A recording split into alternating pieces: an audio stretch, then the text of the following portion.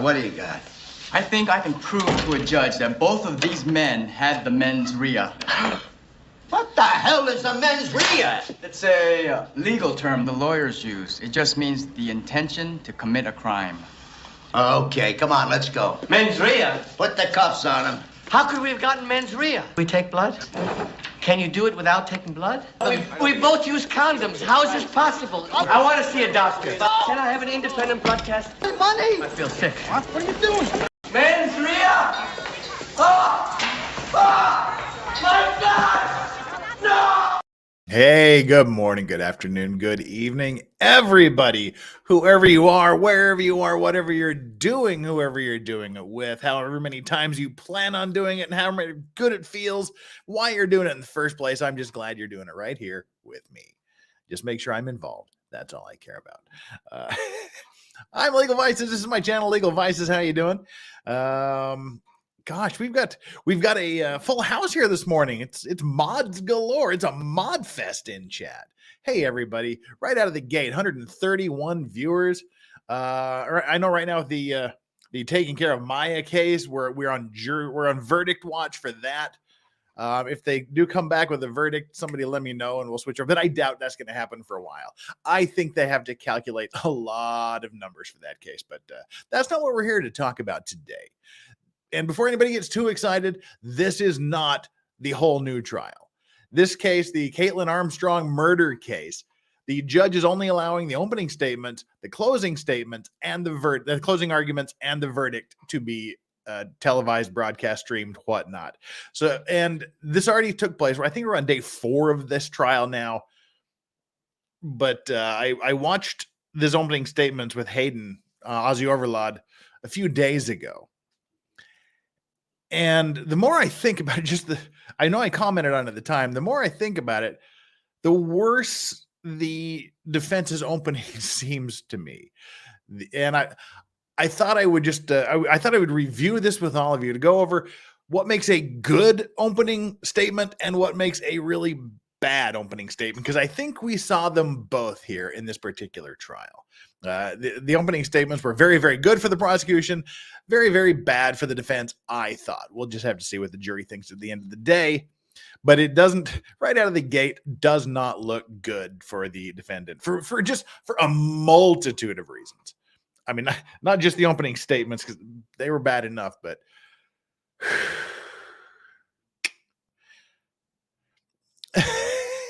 you know, sometimes you're not dealt a very good hand as a defense lawyer. Sometimes it gets worse, and then sometimes it just goes completely off the rails. We may have a full house here of all of those. It may be 3 of a kind. But God, we've just got a full house of early risers today. We've got Valhalla Awaits here. Good morning. Glad to see you're alive and awake. And Talk with Sally. You're way early. Or did you just not even sleep last night? Lost in Law. It's been a minute, brother. How you doing? Wow. Lost in Law. It has been a minute or 2. What's up? What's up all the way there in snowy in the snowy Great White North? Lost in Law with the Canadian $5. The only way I can catch Vices is by staying up all night. It's 8 a.m. and I haven't slept yet. DST is terrible. Yes, it is. Wow, it's been we've got a cast of some OGs here in chat. That's pretty cool.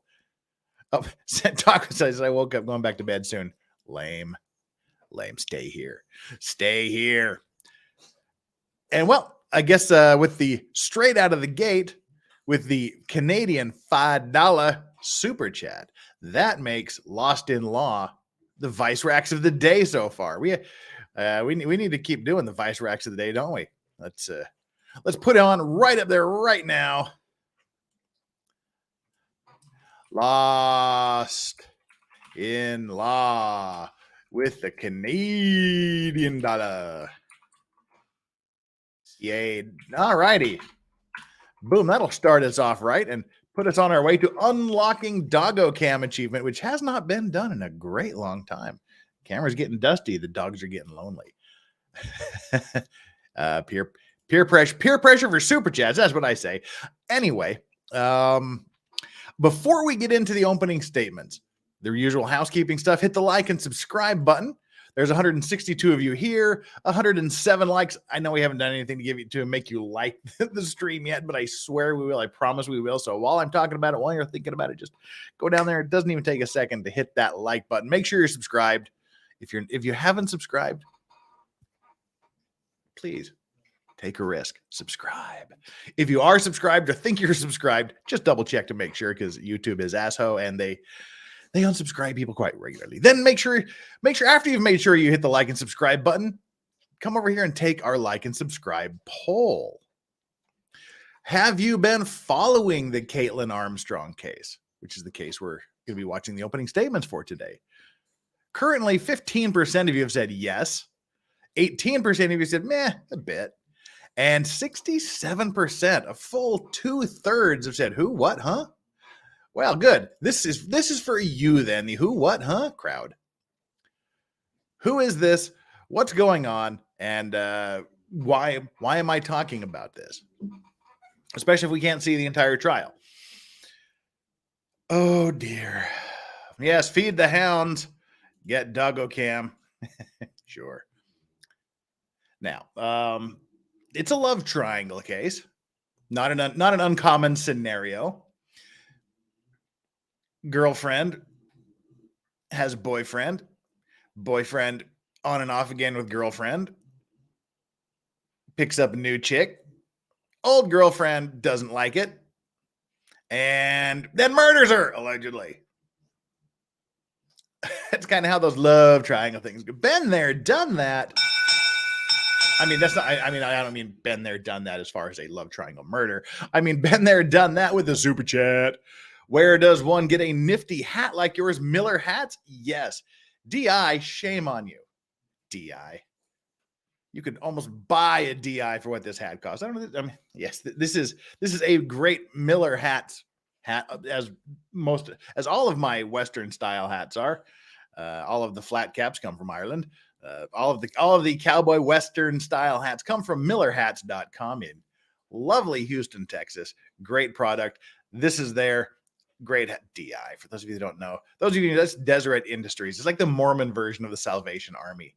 Shame on you. Shame on you. Been there, done that. But thank you for the $10 super chat, which I will probably put towards a new Miller hat for a Christmas present for myself. Tia Nana lives 4 miles south of Miller Hats. Go get a hat. Tell them Legal Vices from Korea sent you. We had a great talk with the owners there. Great guy in his I mean, it's a super place, great little store, just jam-packed full of hats, which it should be. Worst part of a threesome, I don't like to be the center of attention. Well, neither does the guy in this particular center of attention, because we're going to talk about him after we do the opening statements, because he was on the stand yesterday. Boyfriend stuck in the middle was on the stand yesterday. And ooh, sweet baby Jeebus, he was not happy to be there, apparently. Steak is great says, hey, Jeff, are you still in the opening statements? The defense should play way too much evidence from legal fights since people are stealing the dog camp from you. Steak is great. I must say, I have no idea. Are you still in the opening statements of this trial? Yes, we're just showing the opening statements because we're gonna break down. We're gonna analyze the opening statements. The defense should play way too much evidence from legal fights since people are stealing. I'm sorry, I don't follow. Sorry. It means something. I'm sorry. I'm slow. It's legal bite. Okay. Legal bites chick stole the doggo cam idea. Oh, whatever. Lots of people like the doggo cam idea, and I stole it from somebody. I can't remember who it was. I can't even remember who I stole it from. Someone said, hey, this person does it. And I said, oh, hey, good idea. So yeah. Yeah. Hayden's got his doggo cam. I guess Alita's got hers. I stole mine from. It's just a thing. But of course, my dogs are best dogs. So there you go. And it's not a thing. It's just an achievement. It's just an achievement that naturally gets unlocked at $100. All righty. Enough of that. We shall read the chats as they come in. But first, before we get into the opening statements, let's kind of familiarize ourselves with the case a little bit, shall we? So we can see just how bad the defense really has it in this case.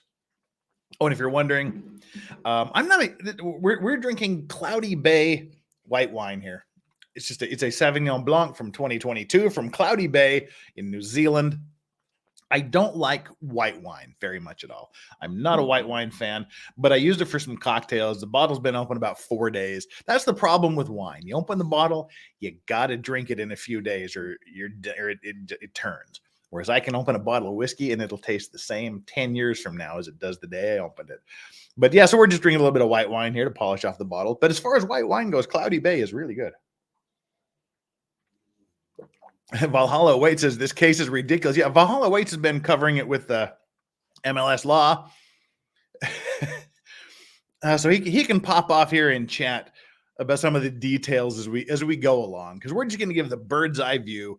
Then we're going to get into what an absolute shit show the opening statements were. And again, warning, because it's court cam and apparently the technology to have good audio doesn't exist. The audio is atrocious. But we'll do our best. We can boost it up a bit. Right. Let's see. Let's bring up the news story so we can kind of read it together. I kind of gave you the overview. Let's look at it. This is the she's a yoga teacher. Now, all right. To go with from the beginning here. The defendant, Kaitlin, who's been accused of murder, is a world-class gravel cyclist. I didn't know there was gravel cycling until this case started, but she's apparently a world-class gravel cyclist. The boyfriend in the middle, Mr. Strickland, is also a world-class bicycle racer type dude, cyclist. And the original girlfriend, the suspect, is a yoga instructor. Well, was a yoga instructor. Now she's a prisoner. Well, she's in jail. After a lengthy international fugitive hunt, that's a great way to start an argument, isn't it? We'll get there. This update gets into that. But basically, by the time they figured out she'd gone to Costa Rica, she'd fled to Costa Rica and was undergoing plastic surgery to change her appearance. Not the greatest way to start out your "I didn't do it" defense. By running away to Costa Rica and getting plastic surgery. So that all comes out there in the first sentence. After a lengthy international fugitive hunt and one thwarted jailbreak attempt, she just a couple of weeks ago, she staged this huge this escape attempt. She claimed, well, we'll get into it later. But yeah, so she ran away to Costa Rica, got plastic surgery. They brought her back, and then a couple of weeks ago, she tried to escape.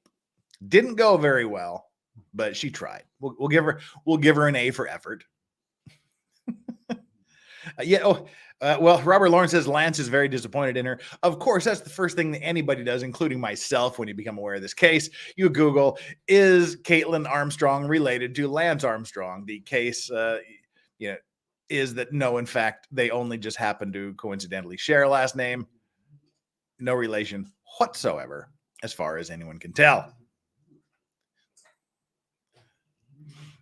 No, Kaiser, she's not 25.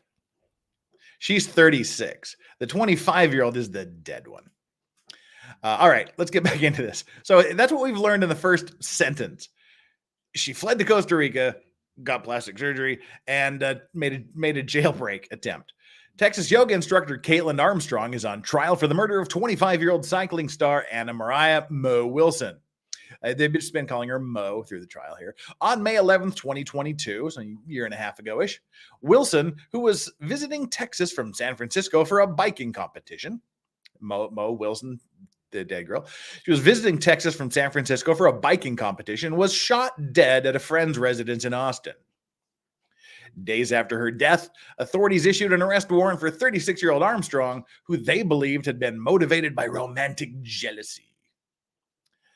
On the evening leading up to Wilson's murder, the cyclist had met up with Armstrong's boyfriend, fellow professional cyclist Colin Strickland.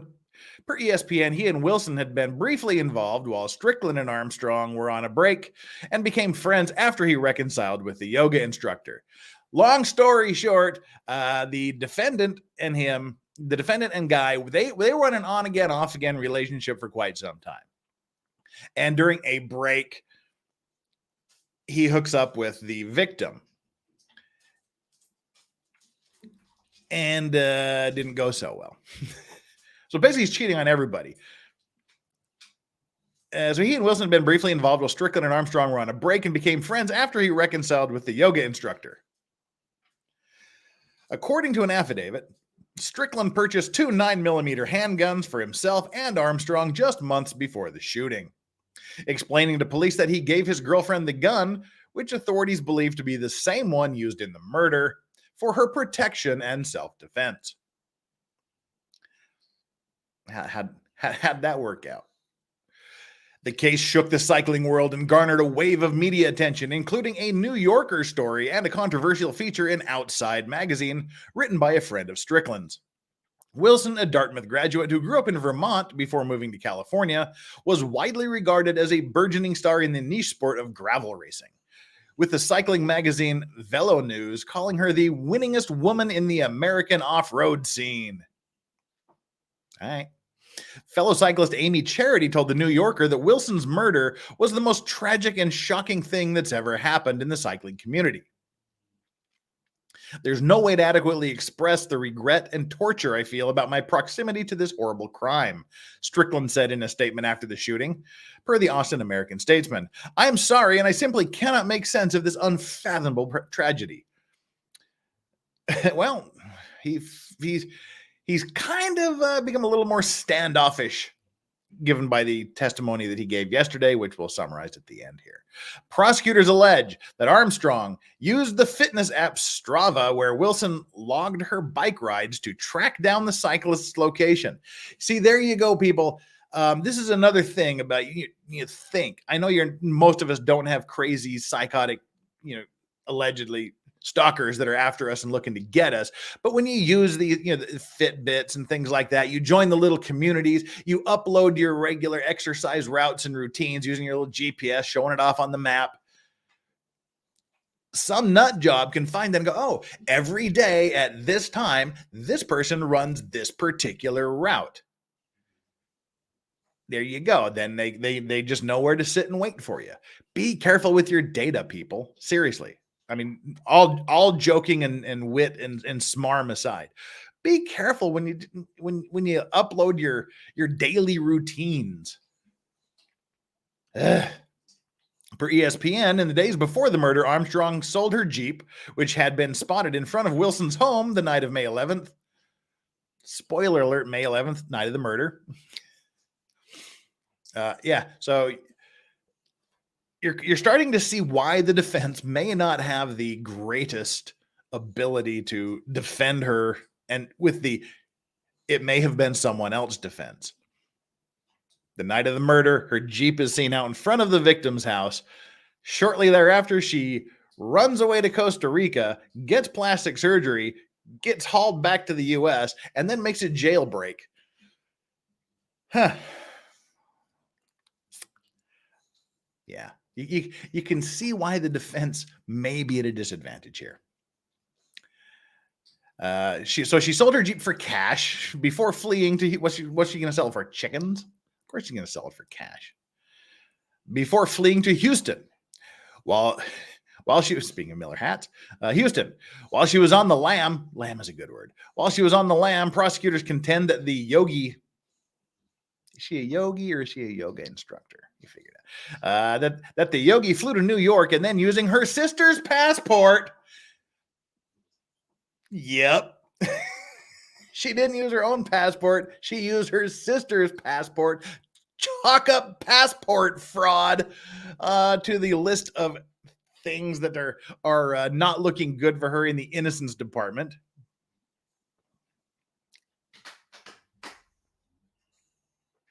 Yep.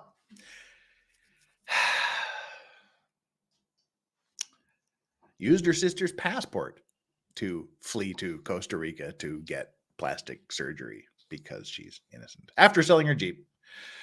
Yep.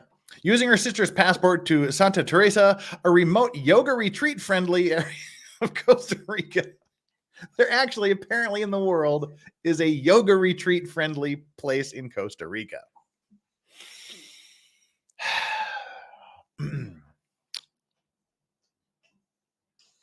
Where she assumed a false identity and altered her appearance with hair dye and plastic surgery. Costa Rican authorities eventually tracked her down to a hostel and arrested her. She was later extradited to the U.S. and charged with first-degree murder and held at the Travis County Correctional Complex in Texas on a $3.5 million bond. Armstrong, who pleaded not guilty, compounded her troubles when earlier this month she tried and failed to escape from custody during a doctor's visit. Well, that's just not good. And lost in law with another CA $5. Woohoo! 80 away from Doggo Cam. Lost in law, Canadian $5. Thank you so much for that super chat, brother. Canada. I just said Canada. God damn it. Canada has a Supreme Court. I said Canada. I'll own that one. Canada has a Supreme Court case asking whether an IP address is protected private info at the same level of DNA. Big implications on warrantless searches. Wow. Wonder what the outcome of that's going to be. Corn Pup says, I've done it before too, Jeff. Sorry about the Canada thing. I don't know if her sister knew about the passport. I just don't know. I would like to think she stole it.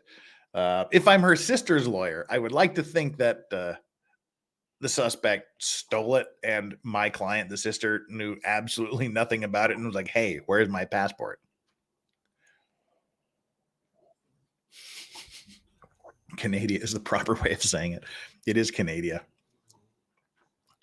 All right. Anywho, the last thing Mo did on this earth was scream in terror. The prosecution told jurors in opening statements, you'll hear those screams. I'm telling you, the prosecution gave a good opening statement, which we're going to get to here shortly.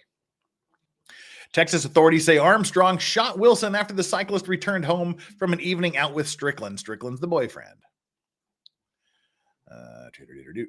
Scroll on down here. I embiggened it and it changed the layout. There we go. According to ESPN, the seeds of the ill-fated love triangle were planted in September 2021 when Wilson and Strickland met at a 4-day race in Idaho.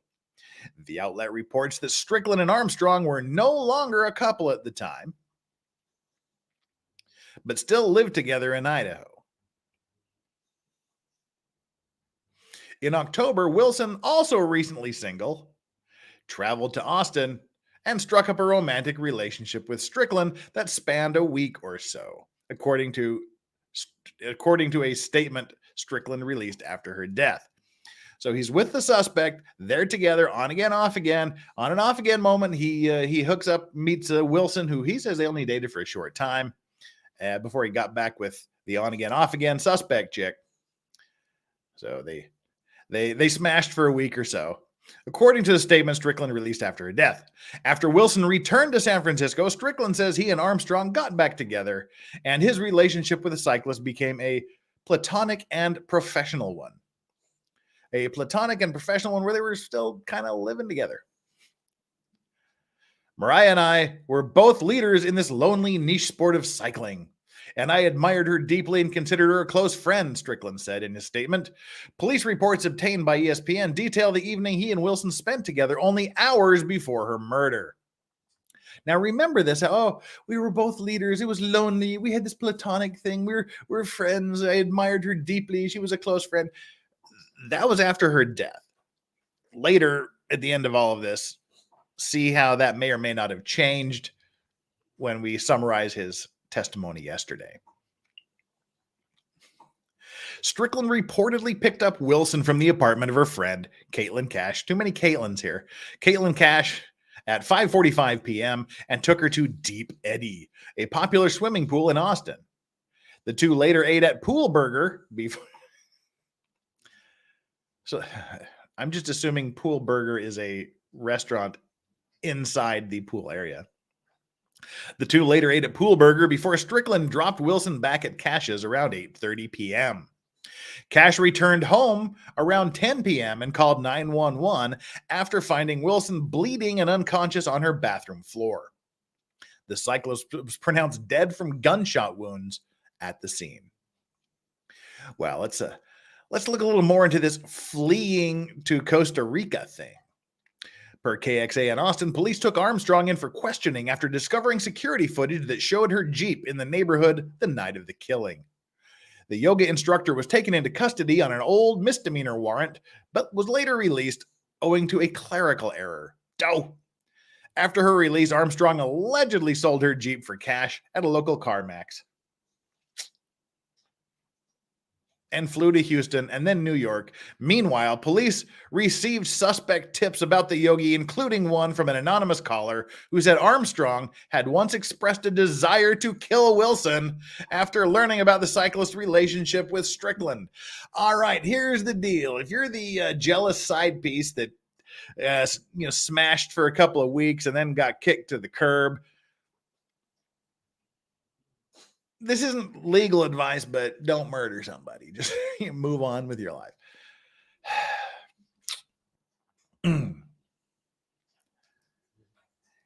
Yeah. Flip that. If you're with someone and you had a fling on your off moment and you're not happy, tell him you're not happy. Don't murder the side chick. Don't murder side chicks. Not a good thing. And if you are don't tell your friends about it. Don't tell your friends, gee, I'd really like to kill this person. And then she mysteriously shows up dead shortly thereafter. And you're stealing your sister's passport to fly to Costa Rica to get some plastic surgery before making a jailbreak attempt later. Don't do any of that. Well, so they got this anonymous tip that she'd previously said that she'd expressed a desire to kill Wilson after learning about the cyclist's relationship with Strickland. Another tip came from Wilson's friend, who informed authorities that Armstrong had reportedly contacted the cyclist over a period of months, telling her to stay away from Strickland. Don't do that either. Per a police affidavit, ballistic tests performed on Armstrong's gun suggest the firearm was involved in Wilson's killing. By the time the authorities issued a formal arrest warrant for Armstrong, the yogi had already fled the state. Cameras captured her at the Newark airport on May 18, 2022. U.S. Marshals determined she had flown to Costa Rica using her sister's passport. That passport was a passport that was issued to someone else that she used because she looked very similar to that individual. Deputy U.S. Marshal Brandon Fila said in a press conference at the time per Velo News. So that was a fraudulent use of it, but it wasn't fraudulent in itself. So it was a real passport, but it was fraudulent because it wasn't her real passport. Well, Armstrong allegedly lived in a hostel in Santa Teresa, a remote beachside community, under a fake identity and attempted to teach yoga under an alias. We knew she was going to be associated with some type of yoga studio, Phyllis said in a press conference per Bicycling Magazine, adding that foreign officials uncovered a handwritten login at a Santa Teresa yoga studio under the same alias Armstrong used to enter the country. She was reportedly arrested. She's not very good at changing identities, is she? She was reportedly arrested by local police and transferred to the Centro de Apprehension Regional Central Prison in Los Lagos, Booking photos indicate Armstrong appeared to have changed her appearance, chopping her strawberry blonde hair short and dyeing it a darker color. Receipts found in her belongings from a plastic surgeon's office indicated she had also undergone a nose job, per ESPN. She gets extradited back to the States. From the prison in Los Lagos, Armstrong was extradited back to the U.S., where she was slapped with first-degree murder charges, as well as a federal charge of unlawful flight to avoid prosecution and charges relating to the misuse of a passport. Ahead of her trial, she incurred additional charges for causing bodily injury after an attempted prison break. Well, jailbreak, not prison. Allegedly running from the correction. I don't think we have to say allegedly running, because it's on video. We'll watch the video. Some of you may have seen the video and not known it was part of this case. But yeah, I don't think we need to say allegedly. She was running. It's on video. Who accompanied her to an off-site medical appointment. Video footage shows her running with her hands restrained. Yeah, they convinced her to take off the leg irons, but they kept the cuffs on. And so she's fleeing while wearing handcuffs. Explain that to someone who finds you. Video footage shows her running with her hands restrained and attempting to jump a fence. A spokesperson for the local sheriff's office says officers caught up with Armstrong and restrained her after approximately 10 minutes. An arrest warrant obtained by ESPN suggests Armstrong had been plotting her escape for months. Now, we're gonna end this article here, and at the end we'll come back to what Strickland testified about, what the boyfriend testified about in court. So that's the general background. I hope you're kind of getting a little bit of a sense of why it's not good to be the defense lawyer in this case. Yeah, David says the video of the chase is funny. We'll get there in just a couple of seconds. Jake Boy 20 JWF Productions. Let's try that again. Jake Boy 20 JWF Productions with the $20 super chat, making him the vice racks of the day at this point. What do you think about Turtle Boy being charged with 6 counts of witness intimidation and 1 count of conspiracy? I have not been following that. I've just know very tangentially just about his existence from Lauren De Laguna and her coverage of the Reed case. But yeah, I don't know him, and people have been following it everywhere, so I haven't been following it. I honest to God don't have any thoughts on it, because I don't know exactly what that's. I just haven't been following it. Just that's all. I'm sorry. I thought about it, but then I said, nah. So I didn't. From the extremely little I know, it sounds a bit fishy to me that he would be charged with these things, but that I have less than a surface knowledge of that. But thank you so much, and let me crown you the law racks of the day, the vice racks of the day so far. Where are we? I need to keep this up here. So there was the when Lost in Law was the vice racks of the day. He's been supplanted here. But we'll just call you Jake Boy 20. Jake Boy 20 with US 20. See how that works out? That works out quite nicely. Here we go. Boom. All right. And show that there. There we go. Thank you so much for that generous super chat. I think we did the bell. I can't remember if we did the bell, so we'll do the bell again. Yeah, we did the bell, because I remember thinking, I did the bell. And Jake Boy again with another $2. Also, can I get what the business? Yeah, what the business? What the business? What the shabusiness? Someone really needs to do a what the shabusiness kind of mashup with Brooks and Taylor Shabusiness. That's what we need. That's what we need in life. A mashup of someone doing what the shabusiness. there's a task for someone out there that has skill and time. Where are we on Doggo Cam? Where are we on Doggo Cam? We're about 60 away, it looks like. Looks like we're about 60 to unleashing Doggo Cam, to hitting that achievement. Right. Well, we've been talking about this great escape. Let's see. All right, here we go. Let's pull up this video.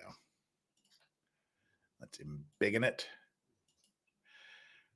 So this was after her escape attempt, her jailbreak attempt. That Kaitlin Armstrong was captured on June 29th by foreign officials in the Republic of Costa Rica. Wait, what? Where she was detained on an immigration violation and deported back to the United States.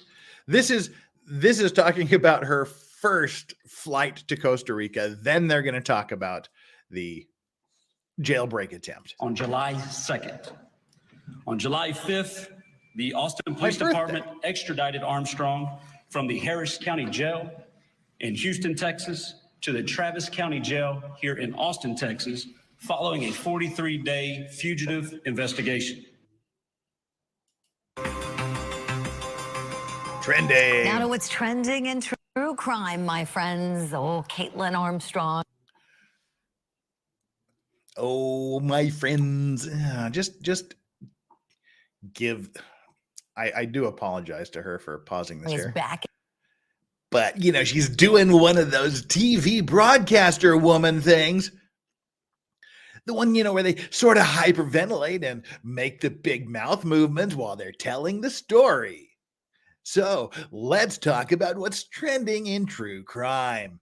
But before we do that, let's look at Eric Hack. Oh, Aaron Hack. Sorry, damn it. Sorry, Aaron.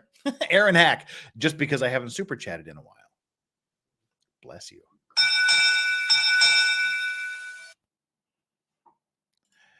Yes, Kaiser Pineapple says, broadcast voice is awful. See, that's what the women do. The women in broadcasting get all breathy and they talk about what's trending in true crime. Whereas the guys back when I was in radio, we called them pukers because it always sounded like the guys were on the verge of puking because they would talk just like this. Hey, it's stacks and stacks of wicked wives. We got news and weather on the nines. You know, that puker, but we just called them pukers because it sounded like they were just about ready to puke on the radio. Ugh. Hate them both. But anyway, sorry, this isn't pick on broadcaster day people, but you know, there we go. In the headlines this morning after police say she tried to escape their custody in Texas on Wednesday. We've got the video of it. Look. All right, some of you may have seen this video. This is the video of the escape attempt that lasted approximately 10 minutes. Yeah. So again, some of you may have seen this.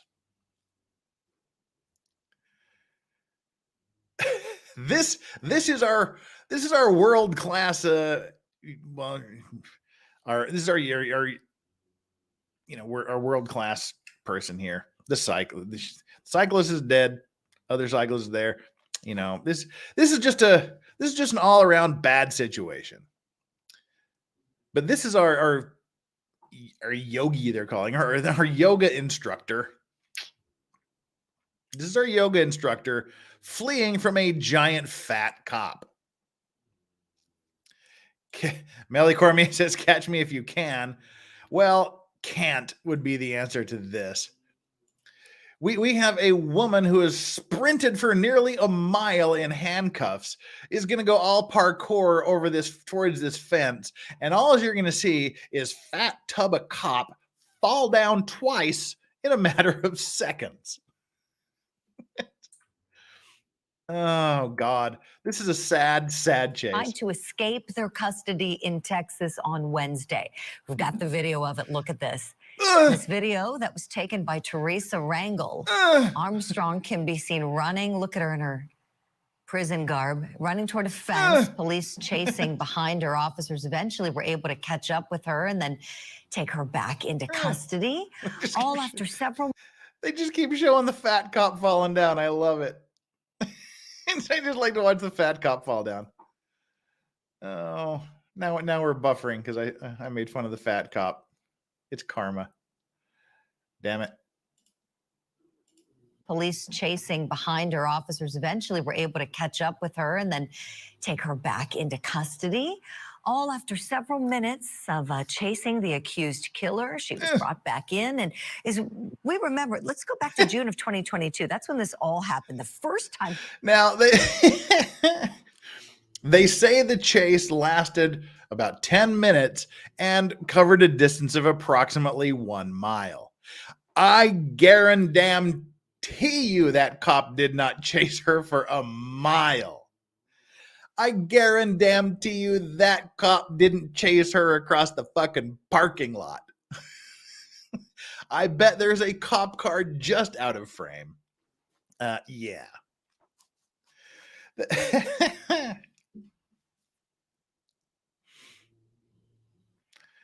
Leafy Fifi Foo says Jeff are the robots rebelling against their masters over there. Just seen man killed by robot in South Korea on BBC News. Okay, when we that's news to me. I'll check on that when we start the opening statements video. Yeah, so there we go. That was her chase. She ran for a mile in handcuffs and outraced a bunch of cops, including Fat Tubba Cop that literally fell down twice in the space of about 5 seconds. But that cop has never, but you know, if she would have like had a donut, like waving a donut behind her, I bet he would have caught her. He or she would have caught her. I have no idea if that was a man or a woman. I couldn't tell. I don't know what sex basketballs are, but there you go.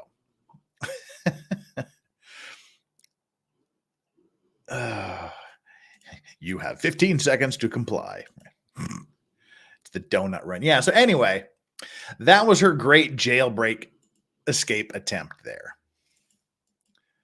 Let me shut that down. And next we will get to the opening statements.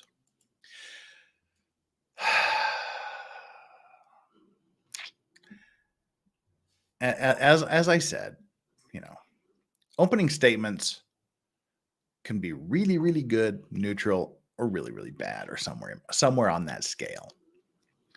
And what makes a good opening statement? You want to capture the jury's attention first and foremost. You want the jury to like what you have to say. You want to get them focused on you, keep them focused on you, and you want them to believe your story. You need to have a story. What your opening statement should be is a roadmap. You should have a roadmap and explain to the jury, this is what the evidence is going to show. We're going to show you that this happened, and we're going to show you that this happened. This witness is going to come on and testify that this happened. We're going to present evidence that this happened, and then all of this together is going to show that this person committed this murder.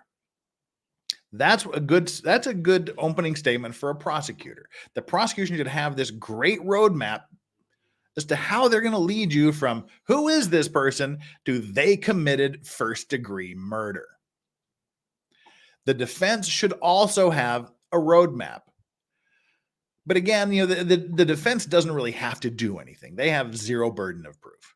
But still, if you're going to make an opening statement, have a roadmap. The classic example that I've brought up the past few days, talking, you know, sort of previewing this case, is the Chandler Halderson case. What do you do when your client has clearly shot both of his parents, chopped them up, tried to render their meat off the bone by putting a blazing fire in the fireplace in, what is it, June or July or whenever the hell those murders were, that was so bright that Ring cameras down the block picked up the light from the fireplace, and then you distribute the chopped up body parts around the neighborhood? What do you do when that's your client? The only thing that that poor lawyer could do was stand up, and if memory serves me, it was about a 12-minute opening where she essentially just said, regardless of what the evidence looks like, try to have an open mind. Thank you, and sits down. That is a perfectly viable opening statement. But if you're going to make a story, if you're going to tell a story to the jury as defense counsel in opening statements, have a roadmap. We're going to show you somebody else. We're going to show you it couldn't have been her because this is the alibi. We're going to show you this. This will lead to this. And then we're going to put on witnesses that are going to testify to this. We're going to have, ballistic experts come on. We're going to have, lay a roadmap out. That's all an opening statement should be. A roadmap to get you to the result you want. How am I going to get from who is this person to first-degree murder? How am I going to get from my client is in custody to they didn't do it and should be released? The prosecution did that very, very well in a very engaging manner. This prosecutor is, he's a pit bull. He's a bulldog. He latches on. He's very emotional. He's impassioned. He wants to draw you in with his energy alone. The defense just got taken to the damn woodshed by this prosecutor. Just whipped. He was a whipping boy to the prosecution. So let's take a look at it. Before we get there, we've got Aaron Hack.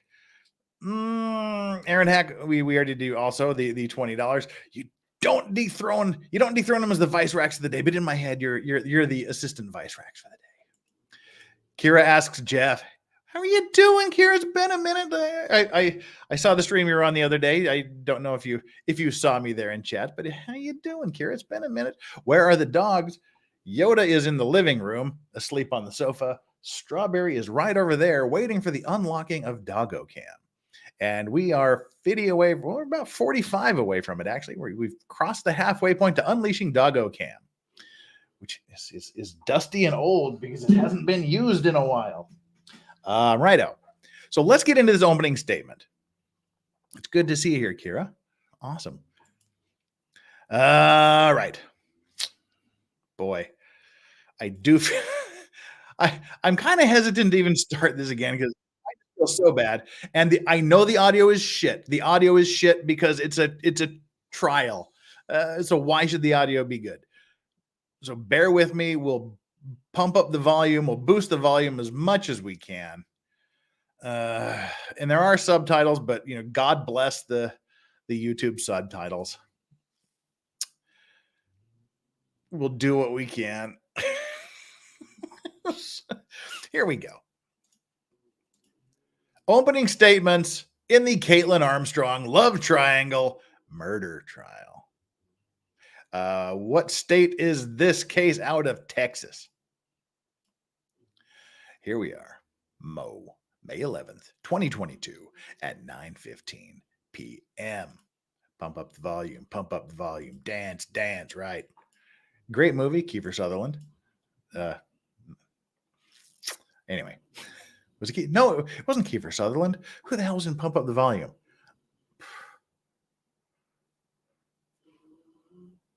All right, now I can't do anything until someone tells me who was in Pump Up the Volume. This guy looks like Jack Nicholson. Is he? Christian Slater. There you go. Meat Popsicle. Thank you so much. I was like, because he looks so much like a young Jack Nicholson. Like Jack Nicholson was the only thing in my head. I'm like, all right. So yeah, it was Christian Slater. Is that Black Dr. Phil? No, that's Fat Montel Williams. It's just that's Fat Montel Williams, I guess. Yeah, Kier, we are just so damn glad to have you here. Thanks for being around.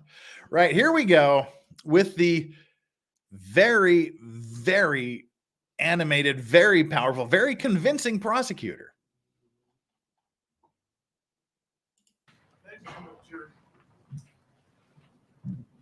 Subtitles are on.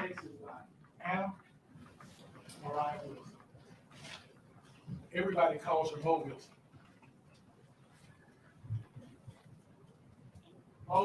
Wilson was an accomplished college skier from Vermont. A few years ago, she got into a sport called gravel racing. I did not know gravel racing even was a thing. 3 short years. She became one of the best in the world at it. On May 11th, 2022. That's not what I wanted to at 9:15 p.m. That's not it. here in Austin, Texas. The last thing Mo did on this earth was scream in terror. You hear those screams. There's a surveillance camera with an audio portion to it. We'll play that for you. See, I mean, that's right there. That's the very first thing he says. 3 years, she's gone to the top of her game, and the last thing this woman did is scream. And we have a recording. That is a strong, straight out of the gate statement to be making for the prosecution. I mean, that's a great preview for your argument, I think. The first thing this jury hears is the last sound she made was a scream, and we're going to play that for you because we've got it on recording. And you'll hear those screams. Those screams are followed by ah, ah, 2 gunshots. One to the front of the head, one to the side of the head that hits the index finger as it passes.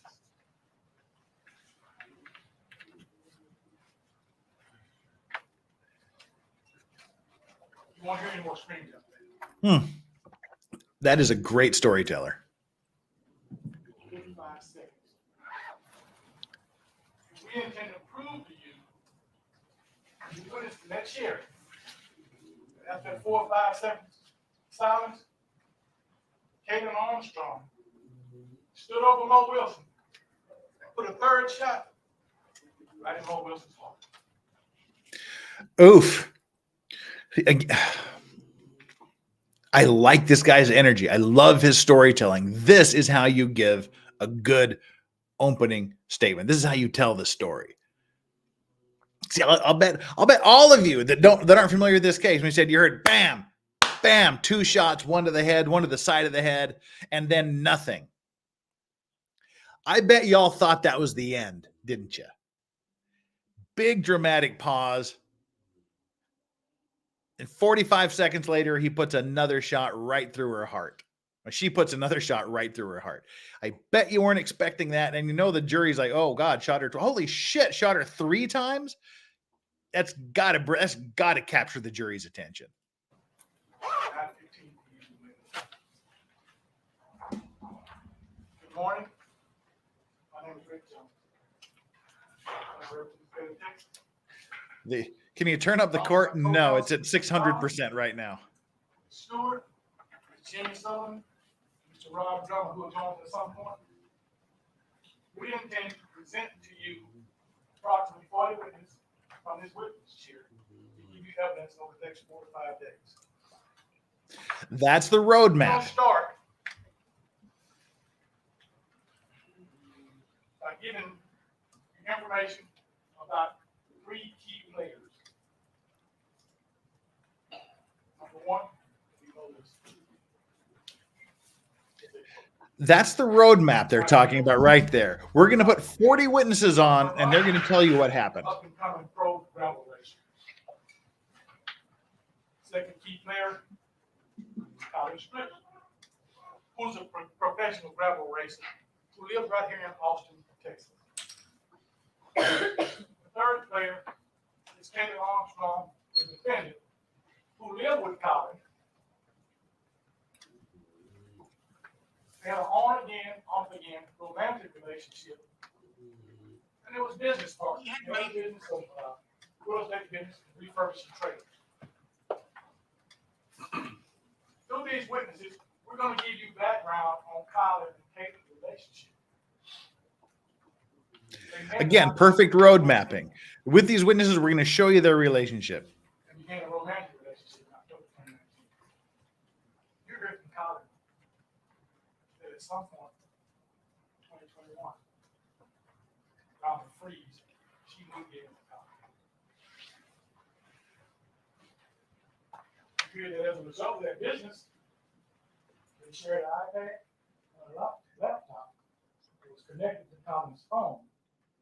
His iMessages from his phone was available on those documents, on those two apparatus. And you'll hear from Colin that the relationship was on again, off again, and you will hear that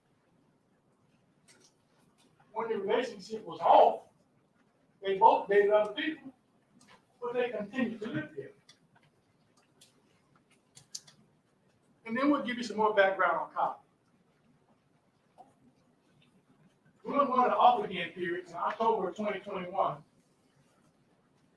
Colin began dating a romantic relationship with Mo Wilson. Colin became considered.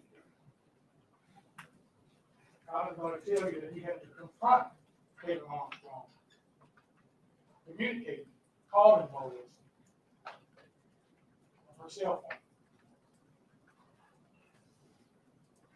And you'll even see cell phone data. Colin back and forth with Kaitlin about calling Mo Wilson. And he sends her a text that says, WTF, with regard to her calling Mo Wilson. And you'll hear Colin tell you that he changed Mo Wilson's name to Christine Walls in his cell phone in an attempt to seek his communication with Mo Wilson. Because he'll tell you that after they dated, they remained friends.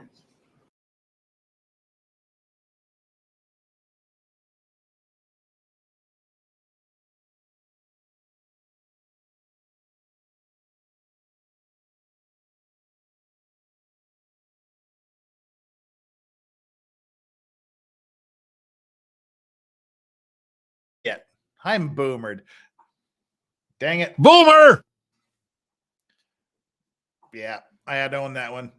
I turned it down so I could hear the microphone on YouTube and see, but I failed.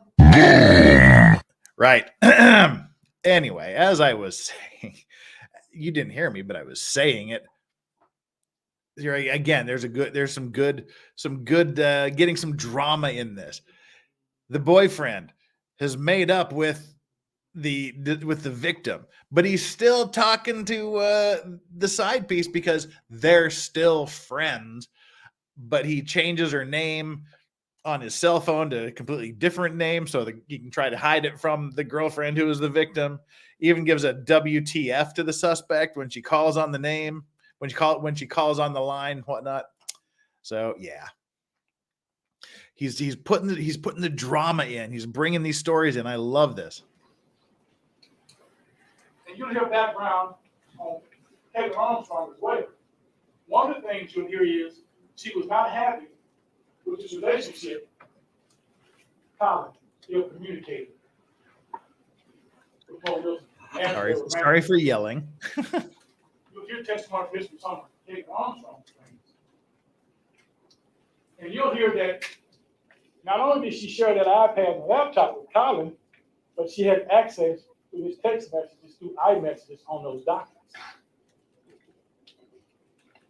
He'll tell you that he was a hands-on kind of guy in this business. And Kaitlin was the business manager type. So, in fact, you'll hear that she sent emails, messages out for the business from those two documents, from those two apparatus that had access to his email, pretending to be him for the business. That'll prove her access to those documents and access to his text messages through that iPad and that laptop.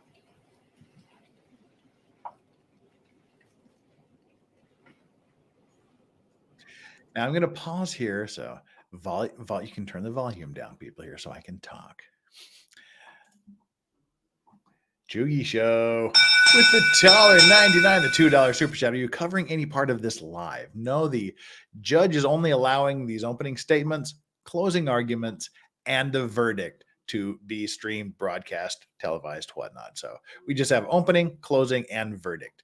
What happens in between is just the subject to daily updates from court TV and other news sources that are in court. All right. So now that that's out of the way, I will quiet myself down and you can turn your volume back up. See text messages.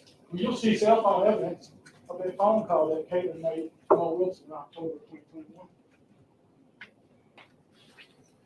And prior to May 11th, one of the things you'll find out about Kaitlin Armstrong, the defendant, is that Colin at McBride's Guns on Lamar bought 2 guns.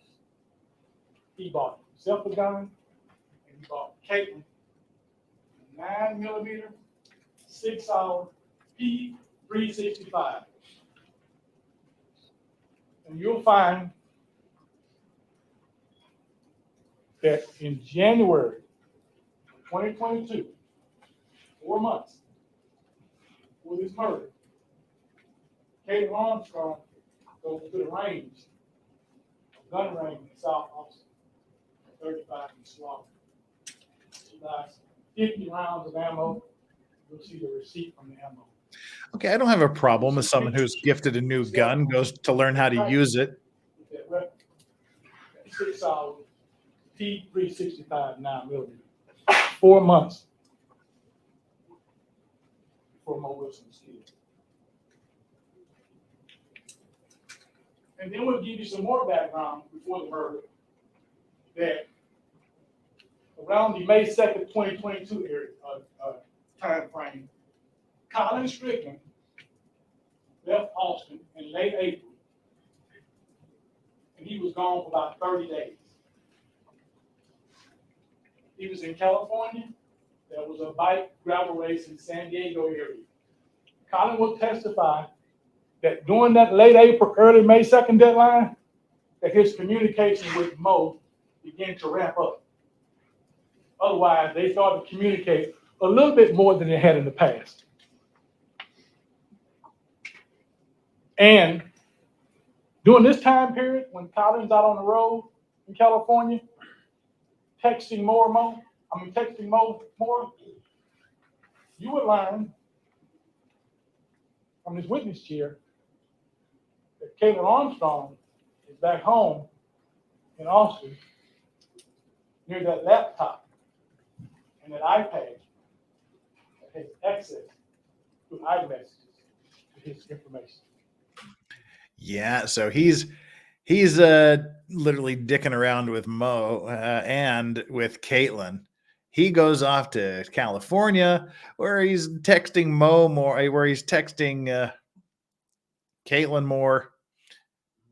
He's texting Mo more. Kaitlin, she's back home with access to his iPad and whatnot. So she's seeing all the messages that he is sending to the victim, sending to Mo.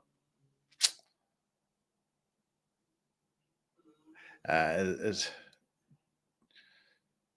the who said that? It was Vermillionaire. If he would have kept his dick in his pants, she'd be alive. There's probably a good chance of that.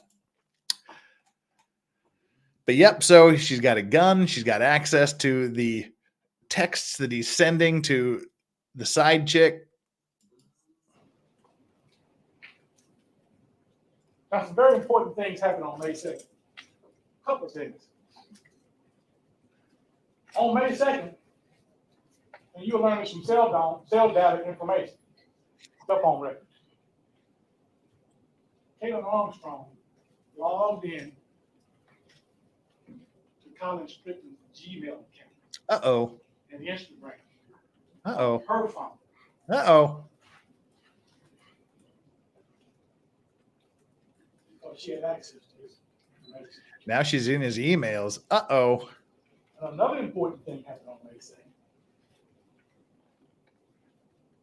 Kaitlin Armstrong, on her phone, you will get the record. Looked up Mo Wilson on her phone. And she looked up pictures of Mo Wilson on May 2nd. 9 days. before next year. 36-year-old sees her You learn man that Kaitlin texting leaves the California 26-year-old. Ooh. and goes to Arizona, Tucson, I believe. And then Kaitlin decides to fly to Arizona.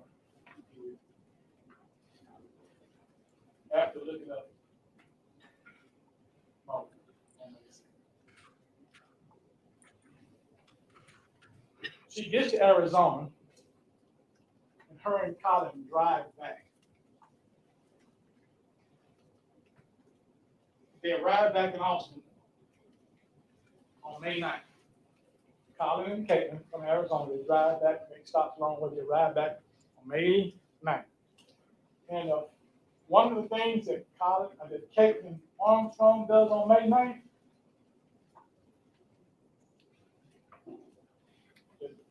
2 days before Mo Wilson is killed, she looks her up on an app called Strava. Strava app is an app that allows you to compare a person's activity. Now, you learn from the Strava people that the Strava app has a safety feature. You can put the safety feature on. When you're leaving home, you can post your ride through the mountains. But put the safety feature on, it starts a few blocks from your home. But if you don't put the safety feature on, it gives a pretty close general location where you begin your ride and where you end your ride.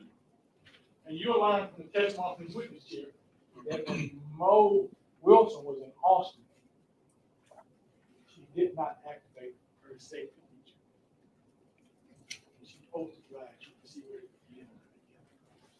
Yep, there you On go. May 9th, she's looking up her on Strava. She was moving her on the second. Now, Okay, volume is slowly going back up here. All right. And again, he gets louder when he accidentally walks in front of the microphone. You'll hear the volume increase.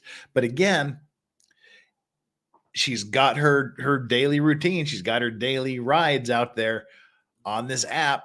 And all you got to do is join that community and look and say, okay, this is her times, this is her route. And then you can just sit there and wait. You know when and where they are. Don't do that. Who is the victim? The victim is Mo. Mo is her name. And Kaitlin Armstrong is the alleged murderess. So yeah, it's a bad situation. It's a Mo Wilson. Mo Wilson is the victim's name. Yes, who is the victim? What is his name? Mo Wilson is the victim. Kaitlin Armstrong is the suspect. Mo and dude, they were all together in this big love triangle. He says he was just smashing for a bit, but kept going back to Armstrong. He was just smashing Mo for a bit. Then they remained good friends. Girlfriend Armstrong, suspect Armstrong, she had access to the Gmail account, to the Instagram, to the iPad with the text messages, and saw he was still talking to her, and allegedly got real jealous and blew her away. And I think the prosecutor is doing a great job of giving us this roadmap, telling us what happened, what the witnesses are going to show, how they're going to go.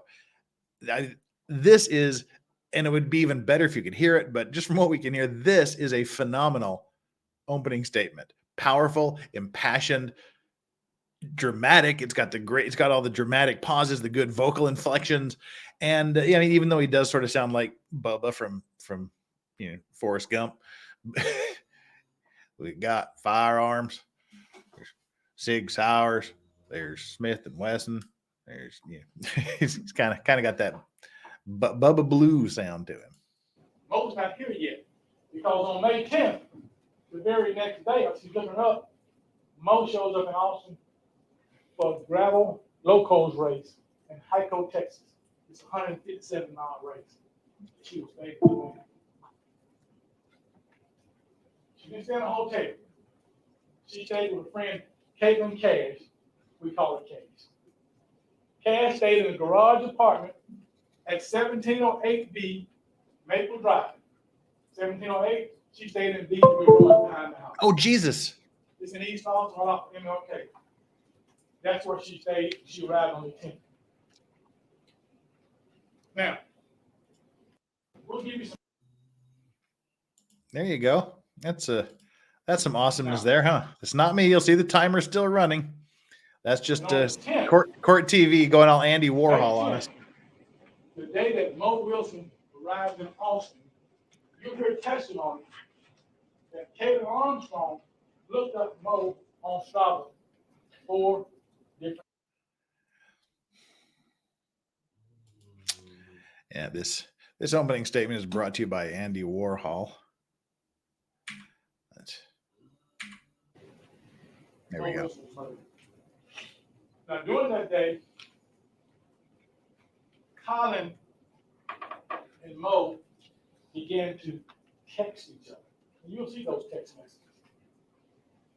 They're trying to hook up together. They go back and forth about what time, where we're going to go, things like that. You'll see those text messages. And Colin will tell you that later on that day, 3 o'clock range, he leaves on his motorcycle to go to the dentist. And while he's out at the dentist visit, him and Mo finalized their plans to hook up for the evening and go to a DA. And he will testify that texting was on his iPhone. It was connected through our messages to that iPad and laptop back at home. You'll get cell data records. Show that Kaitlin Armstrong is back at home. Yeah, if you're gonna try to hook up with a side piece, don't do it while your girlfriend has access to your iPad. Before she went swimming, one of the last things she did on this earth was what she loved to do. She went on a 3-mile bike ride from 123, and she arrived back at 423. We know that because she posted on Strava, and we know that because she'll also be presenting evidence that her cell phone data, which has locations, follows her and shows where she starts and where she goes, her whole route, and what she gets back to. You'll get that evidence from the witness chair.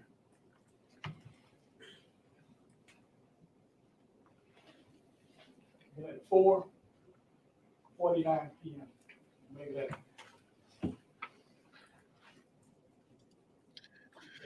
Well, he's got the mic. You can see it right here. He keeps walking in front of it.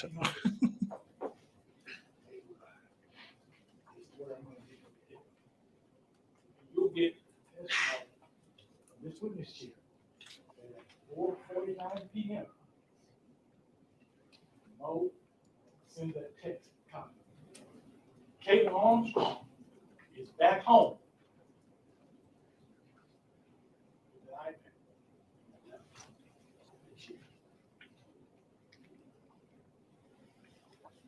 Now, we're going to talk about Kaitlin Armstrong around the time of the text was sent. At 4:49 p.m., we have a text message was sent with the exact location of where Mo Wilson would be on May 11, 2022. The exact location was texted that 730 Maple Drive. Kaitlin is back home at that time. And at 4:54 p.m., 5 minutes. With your testimony, at 5 minutes after that text went to college, Kaitlin Armstrong looks up Mo Wilson on Strava. Looks at that ride from 123 to 423. You see that. You see Kaitlin Armstrong.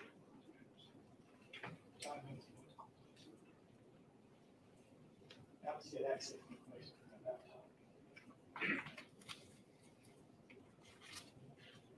Then we're going to move you along to the evening of May 11th. At 5:43 p.m., Colin picks up Mo at Kaitlin Cash's apartment. They go to the Deep Eddy Pool, and there's a restaurant called Pool Burger across the street. Now,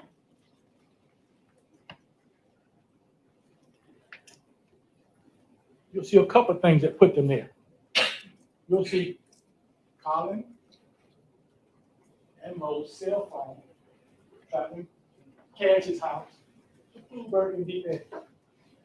And you'll see video of them sitting in the restaurant eating around the 8 o'clock area.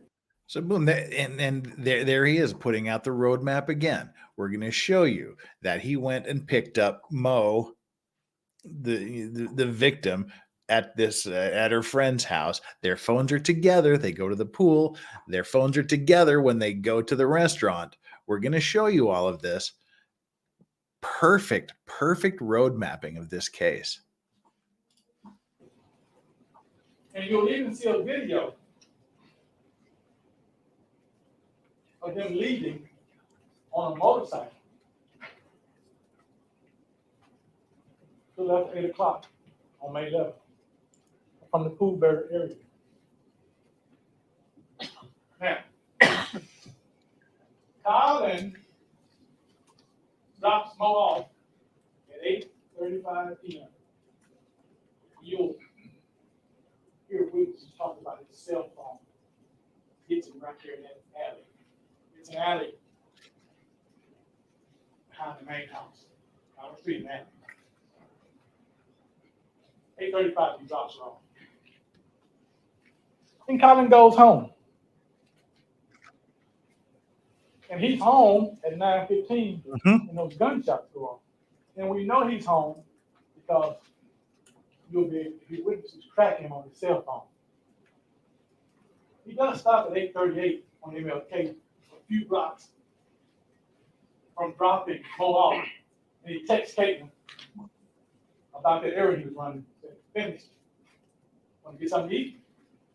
She doesn't respond. You later learn that she doesn't respond to her cell phone. She doesn't respond. He was murdering, allegedly. 9 o'clock. You hear from the person who called. They was on the phone for 8 minutes. You see cell phone records proving that. And then at 9:21, Colin sends Kaitlin one last text message. Yeah, something to eat, I'm going home. And cell phone location puts Colin at his home miles away from 1708 Maple Drive. That's how we know he is. One of the lucky times that your cell phone exonerates you from being a suspect. On May 11th. Mo comes home. Remember, Colin dropped her off at 8:35. A small flight of stairs up Cash's garage apartment. At 8:36, Mo unlocks the door to Cash's apartment. And we know that because Cash has an app on her phone that sends her a message when the door is locked and unlocked. Not open and closed, just locked and unlocked. Cash was at dinner. She left her apartment before Mo going to dinner with friends as well. You hear that from Cash. So, she unlocks the door at 8:36. She goes in her apartment. And you were here from cell data expert and cell phone records that from 8:37 p.m., almost a minute after the door opens, she's on her phone. They're able to track her phone Look at her phone. She's on her phone, calling at 8:37. 1 minute later, on her phone.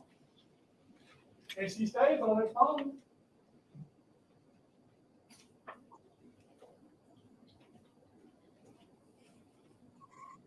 Until 9:13.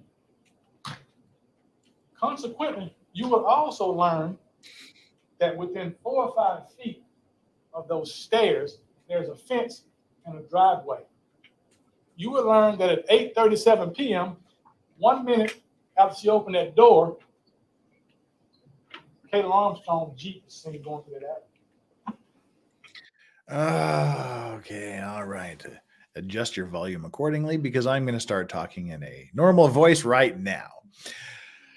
Nicholas Starr of Trial Watch pointing out a very, very important thing here. Thank you so much for the sexy 50 Korean dollars or whatever that is. Just kidding. We know. It's the Swedish krona. What is this sorcery? Phone data that wasn't erased by mistake? An actual understandable timeline? Are we sure this isn't TV drama? Isn't a trial drama? Right. Because it's so often, there's data that's mysteriously missing. The timelines don't match up. That's why I'm saying this is a very, very good example of a very, very well done opening statement. It's not the greatest and most exciting of cases, but it's a very good opening statement. Here's our timeline. Here's what it's going to show down to the minute. And as it was just pointed out in chat, your phones, your house, everything, cameras in the neighborhood, your door cam, the neighbors, everything is snitching on you now. So down to the minute, they just have to get all this electronic data. What time did the front door get unlocked? What the time? Well, 1 minute later, she's in the house sending text messages. The victim is. She's texting on her phone. At that exact time, 1 minute after she goes in, the suspect's Jeep is shown on a camera in the alley next to the house. So he's putting together this amazing timeline that puts everybody right where they need to be, right where the murder takes place, or exonerating them because they're home, because their phone is snitching on them at home that they're home. This is a perfect timeline. And if she's not toast for numerous other reasons, this timeline is good enough to toast her when they prove that all of this occurred the way he says it is. It's like the Kenosha Parade Massacre. The Brooks timeline was also very, very well done. And that had the luxury of just being a straight line.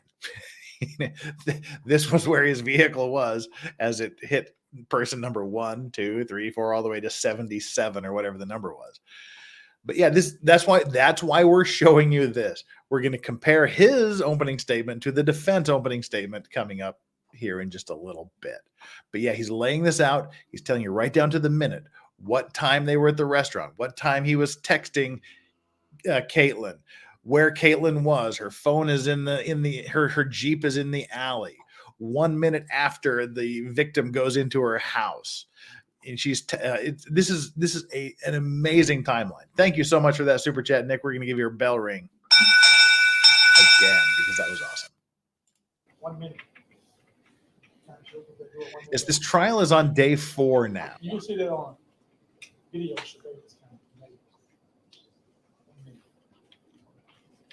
8:36, 8:37, 8:38. Probably a few blocks away. Text. You hear all that from witness. Now, Mo sends her last message out at 9:13 p.m. She sent a text message to a podcast. 2 minutes before that time. Last message to a podcast. Now, you heard from Kaitlin Cash. She had gone to dinner. Good friend of mine, Mo was hanging.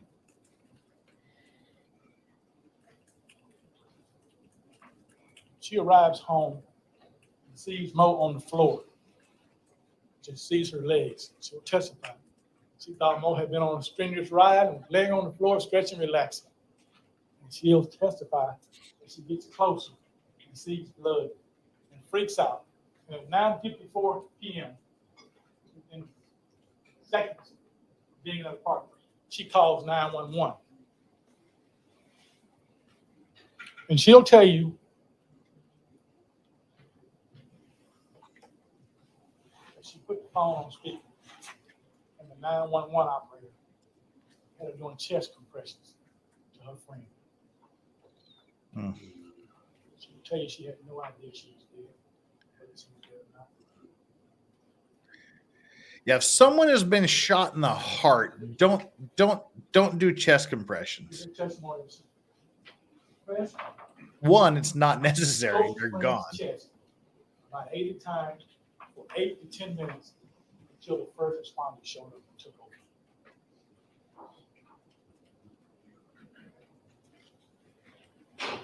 The police talked to her that night. She tells them that she left before Mo. She tells them who Mo is. They don't know who she is. She's a friend of mine. She's from San Francisco. She's here visiting. I don't know. She was supposed to have dinner with a friend named Kaitlin Armstrong. And she even shows him a text message. You give love a bad name. Nice. That was good. Again, Points to you. Tia gets points. the police continue to investigate. They canvassed the area for surveillance, videos, and they locate a black Jeep with a very distinct bicycle rack with 3 racks on it. Nice rack. 8:37 p.m. In an alley, about 5 feet of Cash's stairs. It's a little fence that separates. Yeah, and also don't drive. She's driving a distinctive Jeep with a distinctive bike rack on it.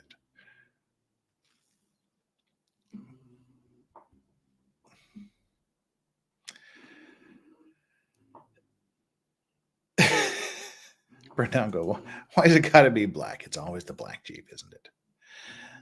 Yeah. But it had a nice rack, though. Yeah. You can see why the defense has their work cut out for them, because they're going for the it wasn't her defense. Yeah. That's what he's going to try to do. For the Steele jury family, how many of you said not guilty? Survey says, yeah, guilty.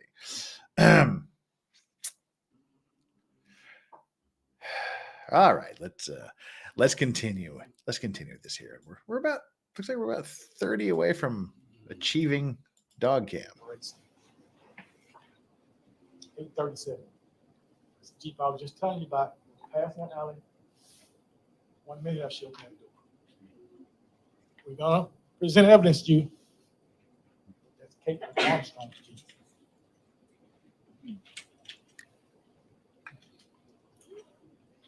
Police bring in Colin Drayton the next day on May 5th. And the investigation is on the way.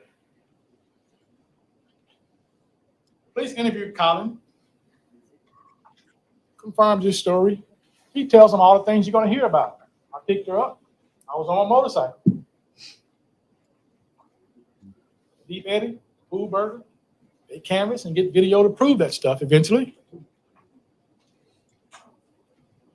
Now, the police also sent somebody to Colin's house for an investigation. To sit on the house and watch that house while they were interviewing Colin. His name was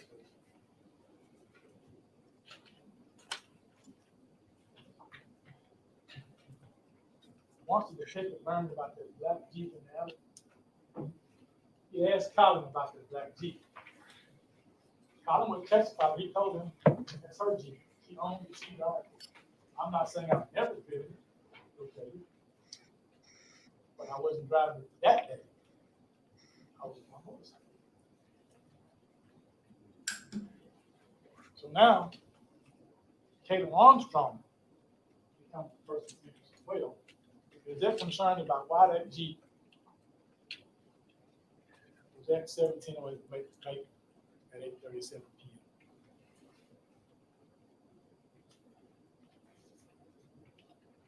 Now, the police go to get Kaitlin Armstrong. They look her up. They find that she got some Class B warrant. Jesus, dude. They pick her up and they bring her in. And you'll see, when you heard from Detective Connor, who has her in the room talking to her. And apparently, Detective Connor would tell her, yeah, that's some kind of mistake with this woman. The birthday is mixed up or something. Not sure it's you. We're going to release you. You can go. You're free to go. At the same time, the police have got a search warrant for this search the house. Now, you'll see that when Kaitlin is in that room with Detective Connor, he says, I want to leave. She doesn't get to leave. Continue to stay there. Detective Connor continues to tell her more about it and answer her questions. I just want to hear your side of the story, and you tell me why your Jeep is at the scene of this murder.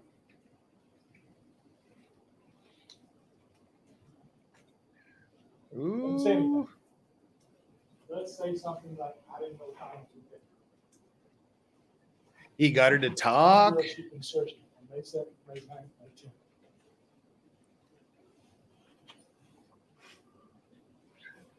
And eventually, they do release her from the police station that day. Yeah, as we talked about earlier, they brought her in on this misdemeanor warrant. Then through a clerical error, she was released. Yeah. Oops. Well, Kira said, Jeff, can you take a shot for me? It's my mom's birthday. Well, you know, I'm just an old softy. Let me finish the wine here. Unfortunately, as far as shotable things, I only have the punishment shot here, the Korean single malt whiskey, the second batch ever made, which we usually reserve for the days we get a total of $300 in super chats. That's the achievement unlocked thing for this. Not the greatest whiskey I have, but I wasn't expecting anybody's birthday today or mega shots. So, but hey, I'm not sure why I'm taking a shot for you, Kira, on your mother's birthday. Should be taking a shot for your mom, but hey, I'm just an old softy. So that's a healthy shot there too. Kira, happy mom's birthday to you. Tell moms hi.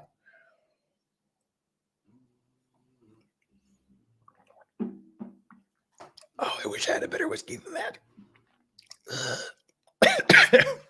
That is not a good whiskey, but it's the only one I've got.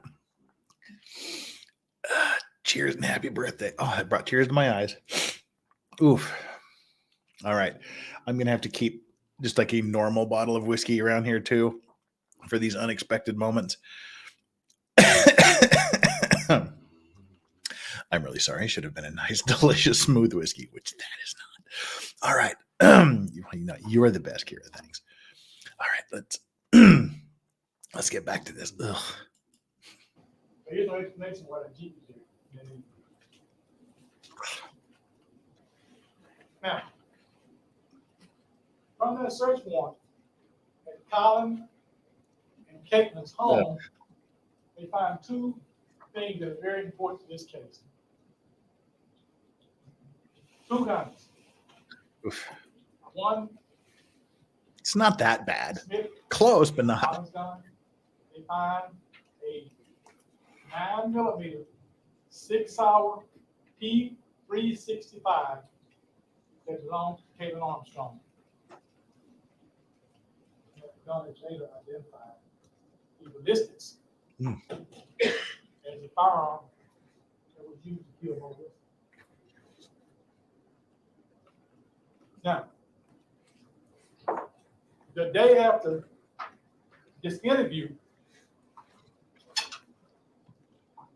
May 13th, some important things happened. Had it been a Taurus, it likely would have killed the suspect. You'll rather see than the victim. Kaitlin Armstrong on a video camera at CarMax in South Austin, near their home. She goes to CarMax and she sells her Jeep for $12,000. You'll see a video of her in CarMax. No closed captions. She didn't sell the Jeep for $112,000. She sold it for $12,000.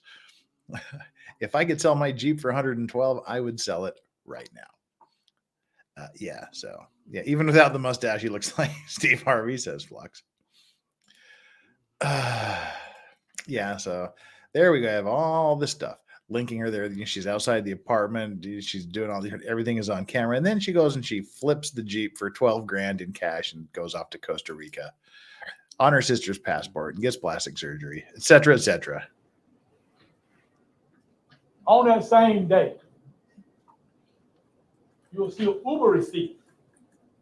She rides an Uber to Austin Bergstrom Airport after she sold her car.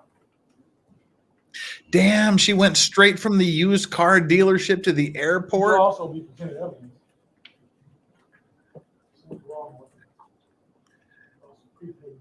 She was just trying to flip it to get out of the country. She was flipping it quick.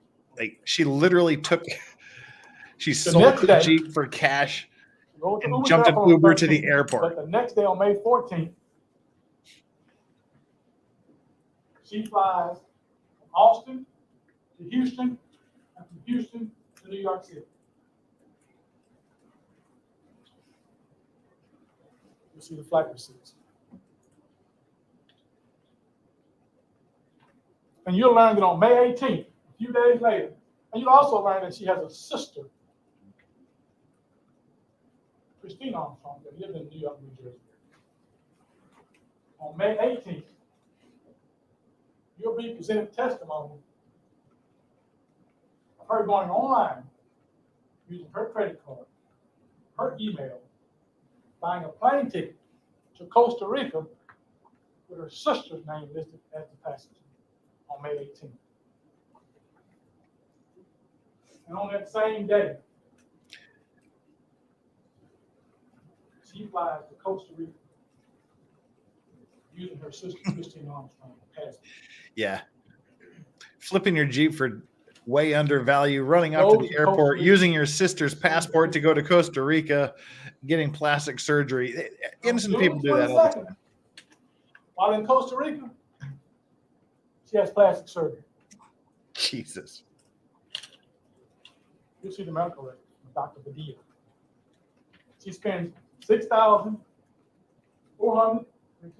to change her appearance. You'll also see before and after photos in those medical records. Joe. That's on June 22nd. No! 2 days later, on June 29th, the U.S. Marshals locate Kaitlin Armstrong in Costa Rica. Have no jurisdiction, notify the local authorities. Get together, they work it out. And a few days after June 29th, Kaitlin Armstrong is returned to the United States. Gotcha, bitch.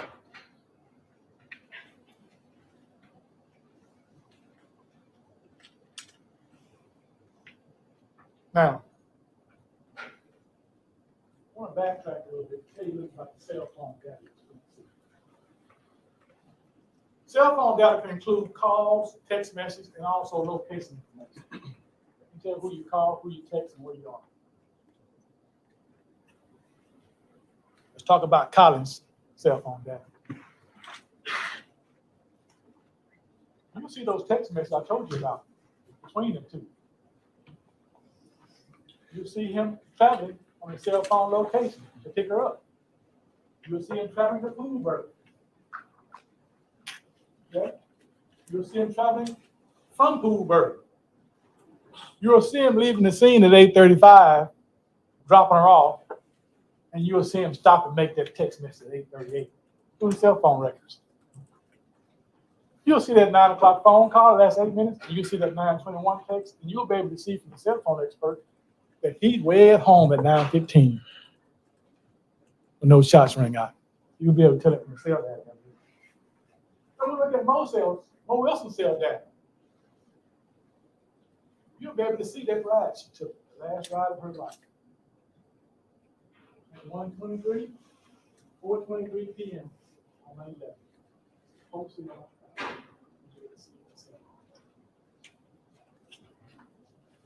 you see it. You will see and read that text message. 4:49 p.m. on May 11th.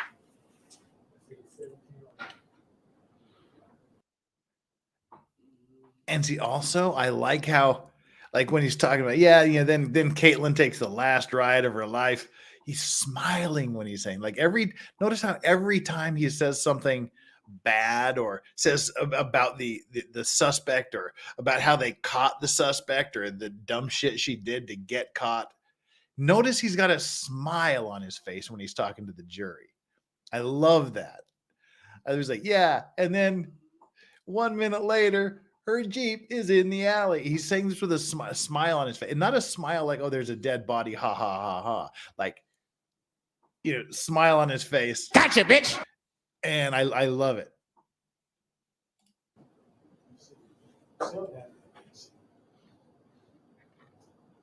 And you'll see her location to help you verify what time she got home. You got Cash's information saying it goes over 8:36. You'll be able to look at the cell data to see if it also says she got home at 8:36. You'll be able to see that to verify.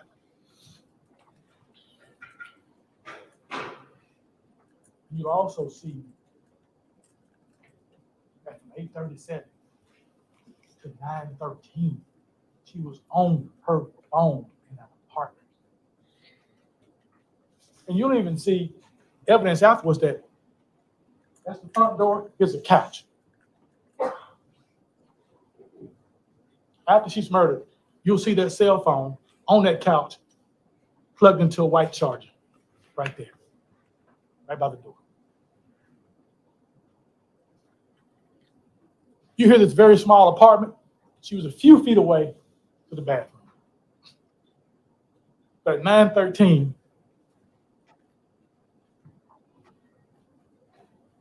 that cell phone is right there when she sent that last message. Right Because everybody's entitled to their day in court. They still have to prove it, and they're doing it. But yeah, just wait till the defense comes on. You'll see Kaitlin Armstrong cell phone. Why does it have to be a white charger? Damn. Like a cell phone through the cloud, all kind of ways.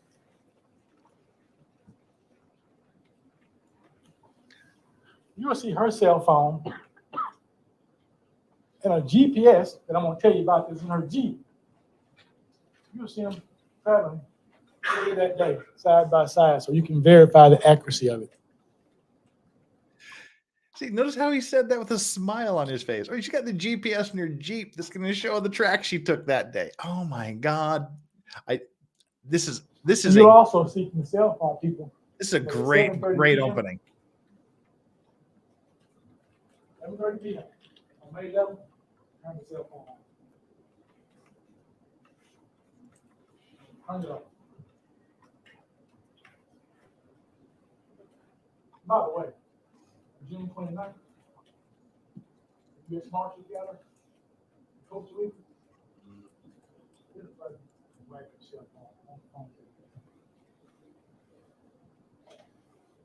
What cell phone evidence?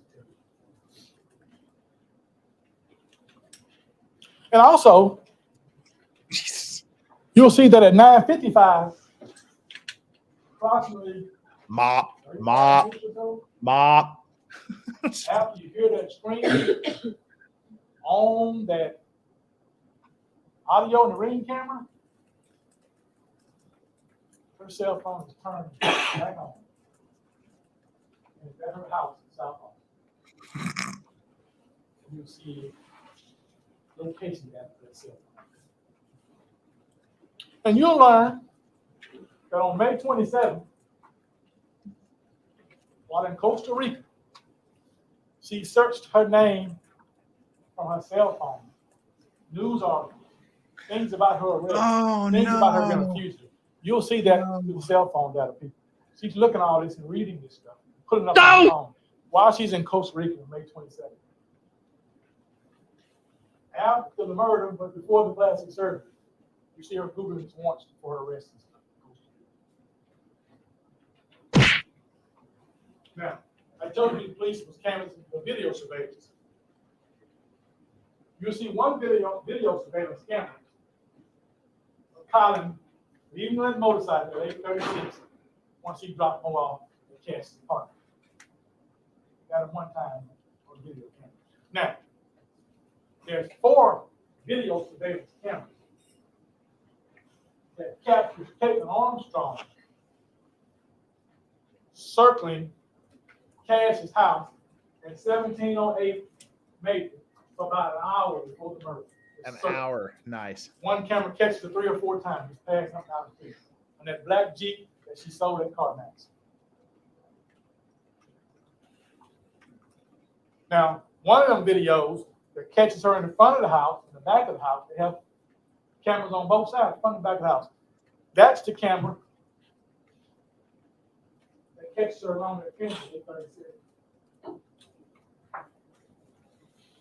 1 minute after.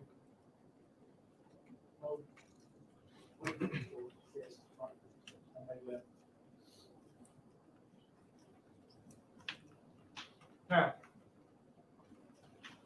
you will find that many cars, and this Jeep here had an infotainment center. And within that infotainment center, there's GPS. Oh, God. Yep. There you go. You hear that Kaitlin Armstrong Jeep had an infotainment center with a GPS system in it. GPS shows time and location data. You'll see an animation of her driving down Lamar with the dots. Starting about 6 p.m. It's tracking her all over the city, North Austin. Right. You'll see a circling the block around the house. You'll see the experts look at the video Ring time and GPS on the Jeep time to verify the accuracy. For example, the GPS says she's on this street, Ring time says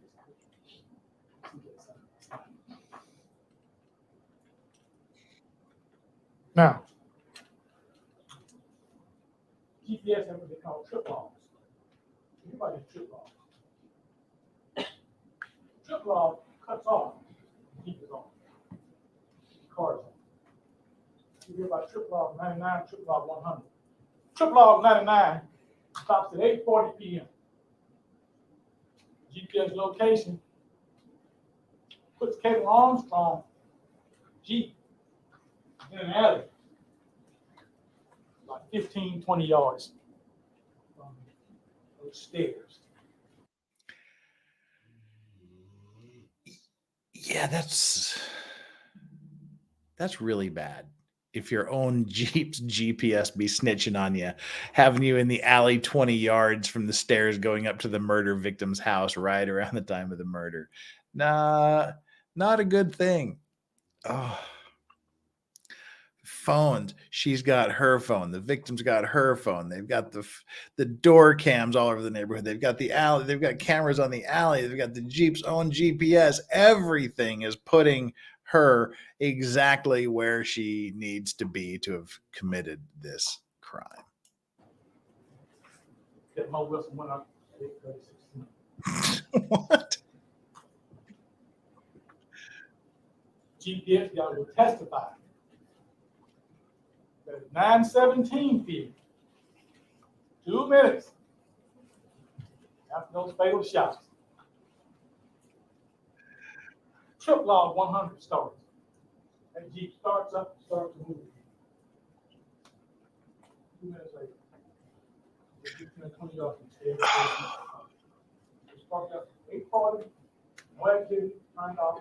2 minutes after the murder, that Jeep is back home, he's gone. And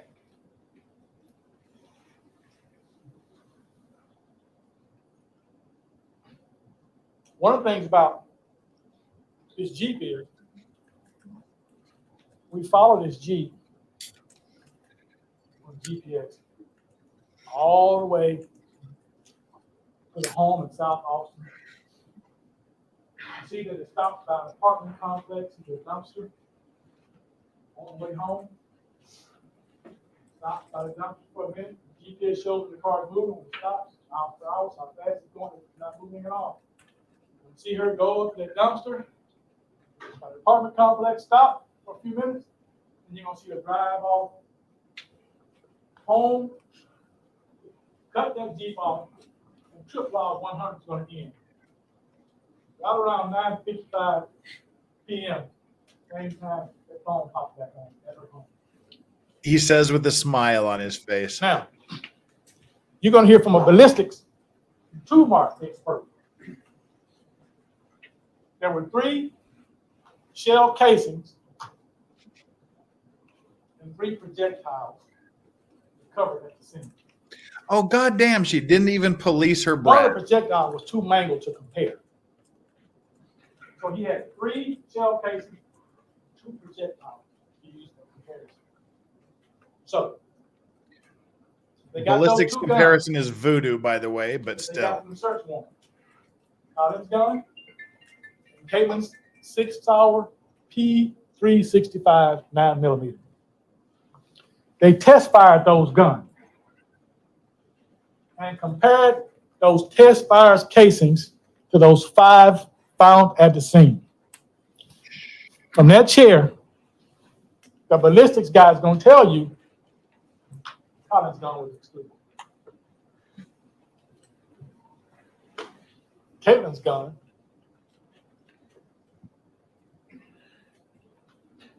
were identified. The result will show that those casings, test casings, were identified as being the same as fired from that gun. That's what he's going to testify. That 6-hour P365 9mm, the same gun fired those casings. The 7-millimeter fire.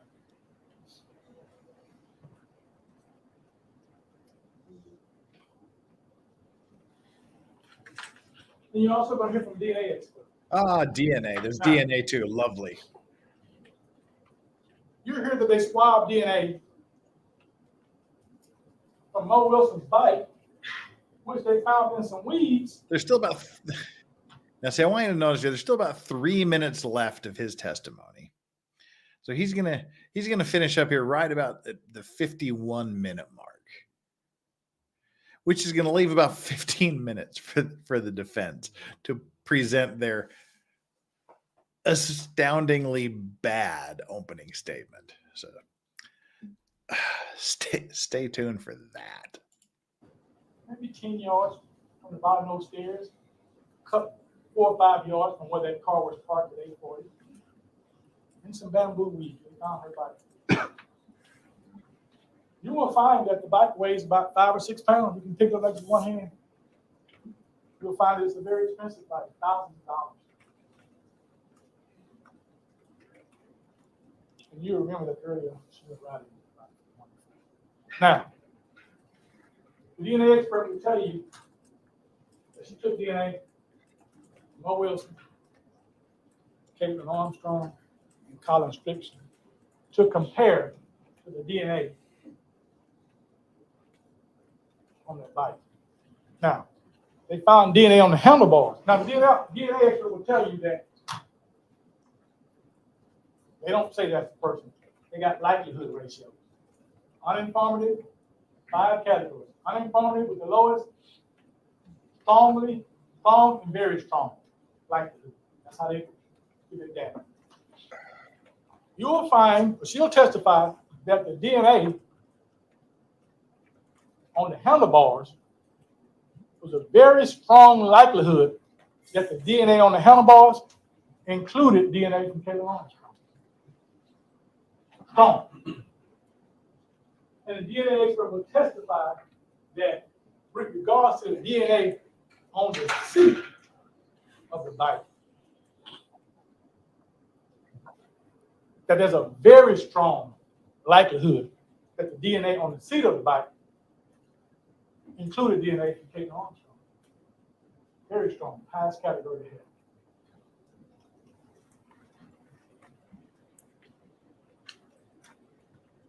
And on October 11th, 2023, 19 days before this trial began, you're going to hear testimony that Kaitlin Armstrong escaped from the Travis County Jail.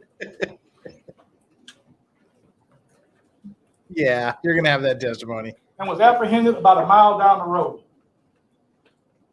19 days before this trial. See, and they get to bring evidence in that. They get to bring that evidence of her attempted jailbreak in because it's indicative of a guilty mind. Oh God, this is just, yeah. We'll talk about it here in just a couple of minutes. When we present this evidence to you through these 40 witnesses here, we're going to ask you to find Kaitlin Armstrong guilty of murdering Mo Wilson. Thank you so much for your time. Okay, let's take a little break here, shall we? We're at the 158 mark. We'll finish in about 30 minutes from now, I think. I hope. Maybe a little bit longer. But that was a stellar, in my opinion, that was a stellar opening statement by a prosecutor. He roadmapped that thing like a mother effer. Down to the minute. We're going to show you at this minute, this exact, what was it, 8:31 p.m. or whatever, at this exact minute, the victim unlocks her front door. And at that exact same minute, we're going to show you that the suspect's own GPS puts her in an alley 20 yards away from where this went down. There's also a camera there. Oh, and we have the actual gunshots on video. I mean, and they're like, okay, this shows her route she took. This shows where he roadmaps this thing out like a beauty. Plus, just his presentation, his showmanship. Showmanship is a huge part of not just the trials, but also the opening and closings. His showmanship is spot on. He doesn't just drone on like a lot of prosecutors do and just say, this is what it's going to show. We're going to do this. I'm going to bore you to sleep with a monotone voice. Or he doesn't do the just, I have a righteous indignation and we're going to show you. He doesn't do that. He's an expert showman. He's an expert. It's just, I like this guy. I wish the entire trial was being streamed because this prosecutor would be a good one to watch. He's got the vocal inflections like that. He smiles every time he says something like, yeah, and then the Jeep's GPS just puts her in the alley. He's got that smile like, yeah, we got you, bitch smile. And he gets serious when it's time to talk about the victim. It's one of the best prosecution openings I've seen in a long, long time. The defense.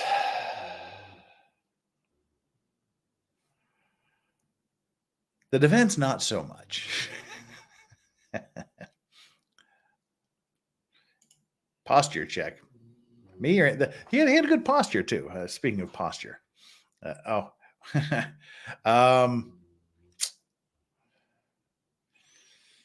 yeah,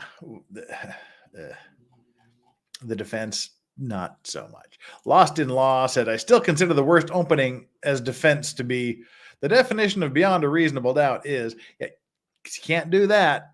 Judges won't let you do that because the judge I think you should be able to say this is what reasonable doubt means, but you just generally can't because the judge will say that is something that we will we will discuss in the jury instructions, and the jury can decide what reasonable doubt is. So you don't get to do that. But Lost in Law, never fear. Defense guy tries that. Not that, Susan says, opening statement from defense. Yeah, I got nothing. In my humble opinion, never to be humble, in my opinion, the defense would have been much better off if they had said something like that. If they'd gone the Halderson route, I got nothing, but just try to keep an open mind and we'll see what happens. They didn't do that. This poor guy is just a whipping post for the prosecution during this opening statement. But you say, what do you mean he's a whipping boy? The prosecutor should sit there quietly during the defense's opening statements. Nope. Here's a little spoiler for you. I think I saw more objections during this very short defense opening. I think I've seen more objections during this short defense opening than I've seen in the last several trials that we've covered opening statements combined. Like if you took every opening statement from every trial I've covered since I started this YouTube thing a year and a half ago, if you take every opening statement we've covered and you tally up all of the prosecutor's objections, I don't think they would come close to the number of objections that the prosecution makes during this poor guy's opening statements. Valhalla Waits confirms here, defense opening is chaos. Yeah. Oh, that's not good. No, it's not good. So without further ado, let's look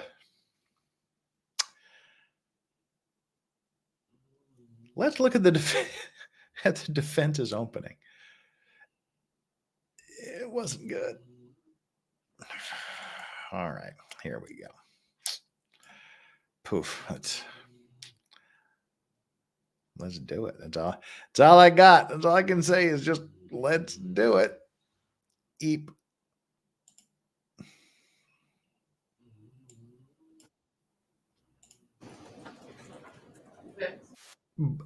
But I will say the defense does a little bit better with the microphone.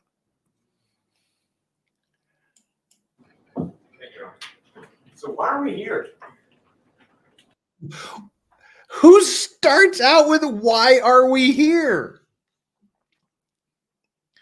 We're here because your client was accused of first-degree murder. Everybody fucking knows that. Everybody knows why we're here. The jury was put through this whole entire process of jury selection. Everybody knows. Don't start with don't go all, for all of you olds out here, don't go all Admiral Stockdale. Who am I? Why am I here? Don't start there, dude. You start out with saying something like, the prosecution would have you believe, but I wouldn't even do that because that sort of gives more credence to the prosecution. If you want to start out with why are we here, kind of that sort of bullshit, start out with we're here because the prosecution is misguided, or we're here because the police did this. You're here, sitting here, wasting your time. Don't say wasting your time. You're sitting here devoting your valuable time to this because the prosecution did this or the police did that or because of this problem. Start out that way. Just don't go, well, why are we here? Why are we here? And don't repeat it. The state get up and tell you this is an open and shut case. Yeah. Right? There's DNA, ballistics, GPS evidence. And for the love of Christ, don't bolster the prosecution by telling them all the strong points. Yeah, the prosecution told you it's an open shut case. They've got DNA, they've got ballistics, and then he continues this laundry list. Don't remind them of all of the really bad shit the prosecution just said. State's certainly convinced. That's all very important. So why are we here? Third time. You may already have your mind made up. Don't. Jesus. The judge has gone out of his way to say, don't talk about this. Don't make up your mind. Don't have any deliberations. Don't make any conclusions until you hear the end. Defense guy stands up. He asks, why are we here 3 times? He lays out the prosecution's strong points and says, you may have already made up your mind. I've never seen an opening like this where every sentence out of this guy's mouth we could give an entire lecture on. I know Detective Richard Spittler with the Austin Police Department certainly did, just hours into his investigation. So why are we here? 4th time. We are here because the state's opinion of what the evidence is, and the Austin Police Department's opinion of what the evidence isn't important. You are the most important people in this room. It is your opinion of the evidence that we are here for. That's why we're here. Reasonable doubt. I want to talk to you about reasonable doubt. Reasonable doubt is doubt that is supported. Jeff, you made an argument about the way. There you go. There you go, Lost in Law. Here's what reasonable doubt is. And look at the expression on his face, because again, it should be a roadmap.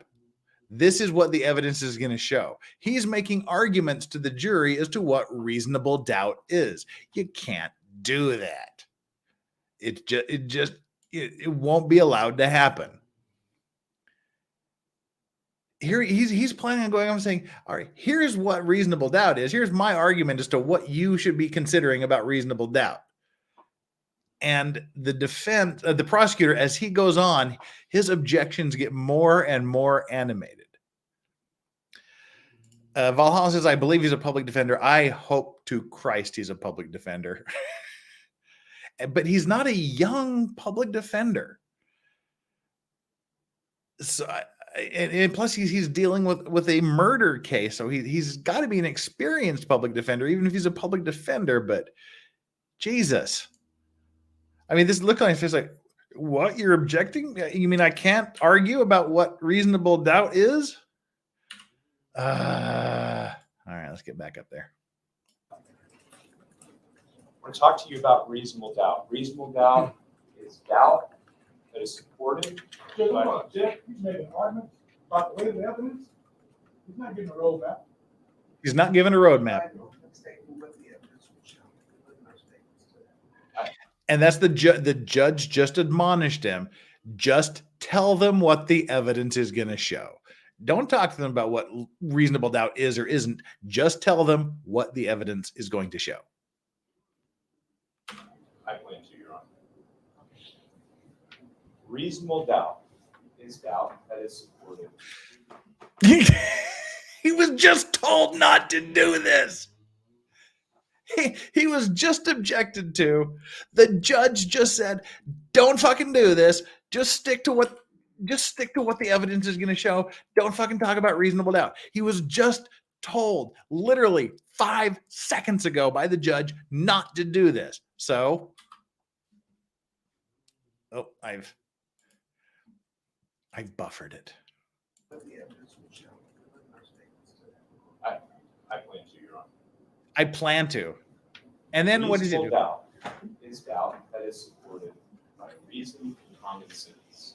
And I expect at the end of this trial that we will be talking about doubt, what that is. But for purposes of my remarks to you this morning, I want to talk to you about reason and common sense. Now, reason. But once again, that's not a roadmap for evidence. That's argument. He just got his. He just got objected to again. He's like, he's still fucking doing it. He's still arguing about what reason is and what's reasonable, what doubt is. He's still doing it, Judge. And poor dude goes full Elaine Bredehoff here already in the opening statements. Oh, I'm trying, Your Honor. Can we approach?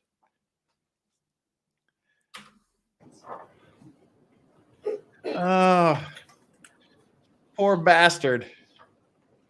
Art.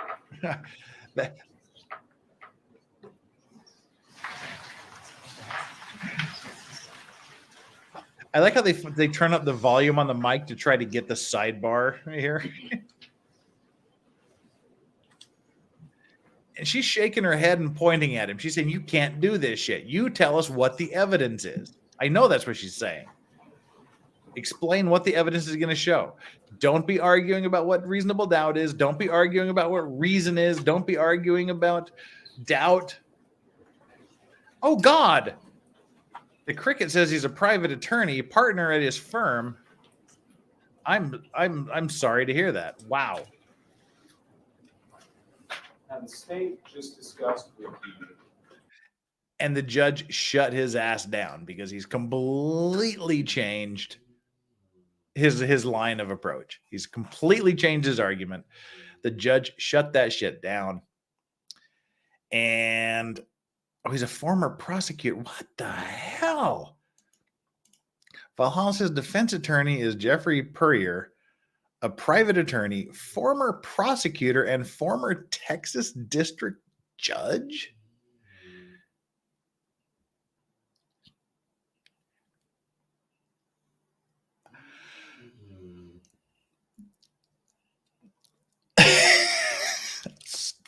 Lawrax speechless. I just had a billion thoughts go through my head, but they all boil down to, I'm going to trust you. I find that one of the most ridiculous and incredibly difficult to believe things I've seen based on this opening statement, but I'll believe you. Anyway, so now again, he's going to do what we've just said is a bad thing to do. And he's going to tell you what the state discussed. He's going to tell you some more of those really strong, powerful things that the state told you about. What you will see. What you will hear about. The state has talked about what you're going to see, what you're going to hear. And what they said is you're going to hear some and see some really bad shit. You're going to hear her final screams. You're going to see that all of the electronic data puts her right at the murder scene. You're going to see evidence that she's this jealous, on again, off again girlfriend that was taking out a rival. He's just said, don't do that. What you will hear throughout the course of this trial. But I want to talk to you about what you didn't hear about. What you didn't hear about. You didn't hear that not one witness saw Kaitlin Armstrong allegedly commit this murder. Not one. Because there isn't one. You did. That's what he's got to go with. Nobody was inside the apartment when she committed the murder, so therefore it wasn't her. But meanwhile, the prosecution is going to show you that her Jeep is parked out there 1 minute after the victim goes in the house. They're going to show that her next log voyage is from that location back home, and the minute she gets home, her cell phone gets turned back on. But nobody was in that apartment and saw the murder. It's a circumstantial case. They only have circumstantial evidence. Hate to tell you this, circumstantial evidence and direct evidence kind of have the same weight. Didn't hear. Because I'm not objecting, man. He's supposed to be presenting the evidence something that he's going to show, not evidence that he's not going to show. I love this prosecutor so much. His objection is, again, he's supposed to tell us what the evidence is going to show, not what our evidence is not going to show. He is making this guy look like a complete fool in front of the jury. And he's just, this is what I mean by said the prosecutor is just making him a whipping boy. And again, look at the utter frustration on this guy's face. His hands go in his pocket, his head goes back like, oh my fucking hell. He's already frustrated, and we're 2 minutes into his opening statement, and there's been 3 objections.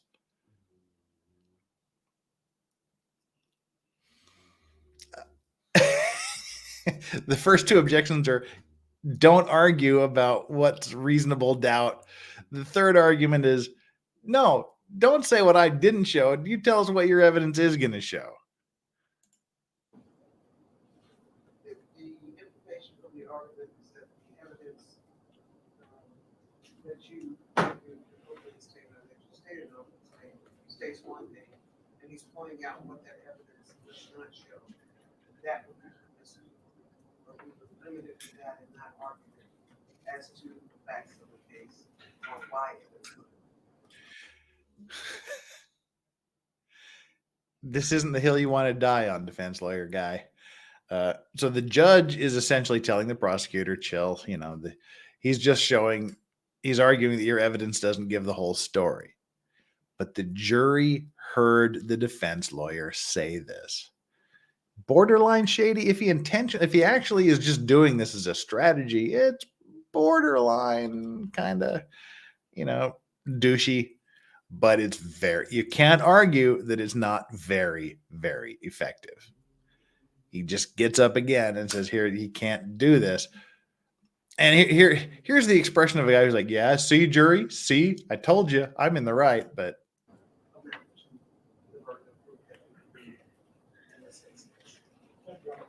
Thank you, Your Honor. You won't hear, and you didn't hear, about any camera footage showing Kaitlin Armstrong at the scene of this shooting. Despite there being tons of cameras in the area, and you heard opening statements about all the cameras that were in the immediate vicinity of the scene of that shooting, not one captures Kaitlin Armstrong at that scene, because there isn't. You did not hear about any direct evidence showing Kaitlin Armstrong is responsible for this crime, because there isn't any. Now you will hear at the time Kaitlin left Austin to go to New York and then to Costa Rica, she would have no reason to know about anyone that was present in this case. That the Austin Police Department told her she was free to go. She was free to go. That's what you will hear. Yeah. Spoiler alert for those of you out there. When the cops tell you you're free to go, that doesn't mean you're no longer a suspect. That's a good tactic to make you think you're no longer a suspect, which in her case could very well mean, oh my God, I'm free to go. Of course, we know she was free to go because of a clerical error, they said. But basically, you're free to go, and then they watch what you do. She's like, oh, fuck this shit, I'm out. And she jumps on a plane and goes to Costa Rica. Yeah. Just because they say you're free to go does not mean you are no longer a suspect, and they're not watching you, and they're not following you, and they're not getting ready for you to fuck up and incriminate yourself. We'll hear that Kate is passionate about traveling. She's passionate about yoga. And you're going to hear that she was totally comfortable traveling to far off locations that intrigued her. She's so passionate and loves traveling so much that right after a murder of her boyfriend's side piece, she flips her Jeep for cash well below market value, grabs an Uber to the airport, jumps a few different cities, goes off to Costa Rica, gets plastic surgery, and uses a fake passport. Well, I mean, a real passport in her sister's name. She uses her sister's passport to get to Costa Rica, to have the plastic surgery, and use her sister's name to sign into hostels and start a yoga program because she loves traveling. That's it. She's comfortable traveling. She loves traveling, so she sells the Jeep under market, jumps off travels to a bunch of airports, gets plastic surgery, uses a fake passport. Dude, not your strongest arguments. At the drop of a hat, on a moment's notice. That's what you'll hear. And you'll hear in the days following the shooting, weird things were happening to Kate at her home, documented things. Things that would cause a reasonable person to fear for their safety. And that ultimately led to her decision to leave Austin. She fled because she was afraid for her own safety. Who are weak to begin with, who are troubled to begin with, who are damaged to begin with, are more likely to fall into that kind of state of reaction, an attempt to retreat. So let's talk about some of the witnesses that you may hear about over the course of this trial. All right. Richard Spivak. Now, he's the detective who, prior to the investigation of this case, had never served as a lead detective in a murder investigation. Not one. But I'm sure he did very well on his exams. What? You're also going to hear from Detective Katie Conn. Now, she's the detective that will tell you she's never met a defendant she couldn't crack in an interrogation. She couldn't crap. If they invoke their right. Yeah, that's some unfortunate closed captioning there, isn't it? A defendant she couldn't crack. She'll tell you she's never met a defendant she couldn't crap. Thank you so much for that, closed captions. In an interrogation, even if they invoke their rights multiple times throughout the conversation, ask for their lawyer multiple times throughout the conversation, ask to leave multiple times throughout the conversation. Now, the state is going to attempt to tie Miss Armstrong to this shooting through purported forensic science. And you'll hear from the DNA analysts that examined some items that were collected in this case. And you will hear from a ballistic technician who will tell you he eyeballed some shell casings. This is the one smart thing he said. The ballistics experts, ballistic comparisons, the markings, voodoo. That were submitted in this case and determined that they were not inconsistent with a firearm that was taken from the home of Kate and Colin. But you will also hear from experts. And I want you to listen when those experts tell you DNA reporting can mean very little. And ballistic science isn't a science at all. That's this one smart not highly thing he said. regarded by members of the general scientific. I'm going to object that. There's no evidence that it's not highly regarded by the general science community just because you can find one or two people that say that. Judge, these are opening remarks. This is what we expect the evidence to show. This is proper argument. Thank you. That was the weakest objection that the prosecutor made right there, because he said, "Yeah, it's junk science, and it's generally regarded as junk science by the scientific community." He's like, just because they find one expert that says that doesn't mean it is junk science. That's improper. The judge overruled it. So that was the one misstep from the prosecutor. But again, he got a vocal talking objection in there, which the jury heard, and it was aggressive and it was loud, and it sounded like he was confident. So, legal Before that misstep, objection was showmanship, overruled, we were talking about what was and we'll give him a win for saying before that objection was overruled. That was a good way of saying prosecutor just needs to shut up a little bit. Before that objection was overruled, we were talking about ballistic science and how that is far from the gold standard that you see it depicted as on TV. Now, the states and the officers with the Austin Police Department and the scientists that they employ, they were so desperate to keep Kaitlin Armstrong Don't make in air their quotes. crosshairs that they had tunnel vision. Tunnel vision, the old tunnel vision Jump argument. conclusions. And at the end of this evidence, It's a game where you jump to conclusions.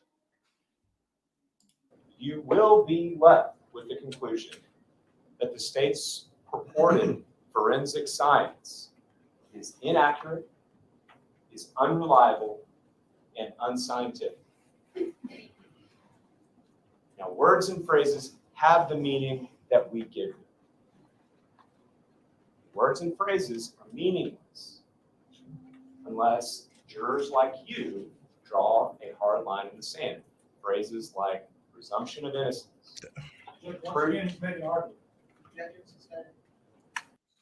So again, he went right back to that presumption of innocence, reasonable doubt means things when he was told not to do that by the judge at the beginning.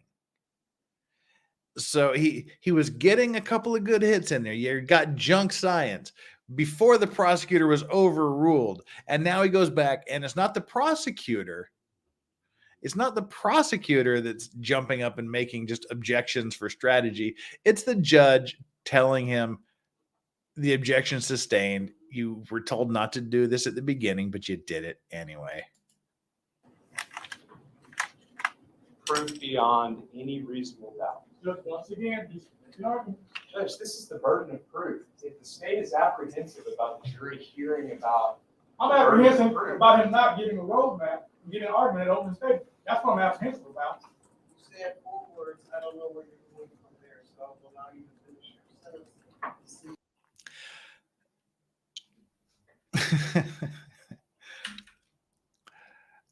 I think the prosecutor is right here. Again, the judge sustains the objection, says he can't talk about presumption of innocence. Then he goes right into reasonable doubt, and the prosecutor suckered him into an argument in front of the jury, pulled him right into this speaking objection where he doesn't sound like he's great. You've got the prosecutor who's riled up, who's agitated, and sounds like he's pissed off. Which I think the jury is hearing this as the prosecutor who just laid out this amazing case is mad because this guy's dicking around with him and his shitty evidence. Which again, they don't have to present the evidence, but I think this just comes off looking really bad for the defense, the way this speaking objection goes. I mean, just the wording that the prosecutor uses. Well, how about we focus on this damn roadmap and stop talking about the stuff he's told not to talk about? But the judge says, I've only heard 4 words. Let's let him finish the sentence and see what happens. Well, see, Chris Mullen says the prosecutor should just shut up and sit down. It's dangerous to protest too much. It is. It's very dangerous to object this much. But he's doing it in a way that I think is highly effective. First of all, he's well over 50%. Well, he's slightly over 50% on his objections. But they're objections on important things. He got 2 right off the bat within the first 2 minutes. And now his objections are still very impassioned. They sound right, whether they're sustained or overruled. He's doing them with confidence. He's not just objection. He's got this indignation, whether it's righteous indignation or not. The judge says at the end of every objection. Generally speaking, it is a very dangerous thing, but I think it's working for the prosecutor here. Y'all may disagree with him, but I think it's working for him.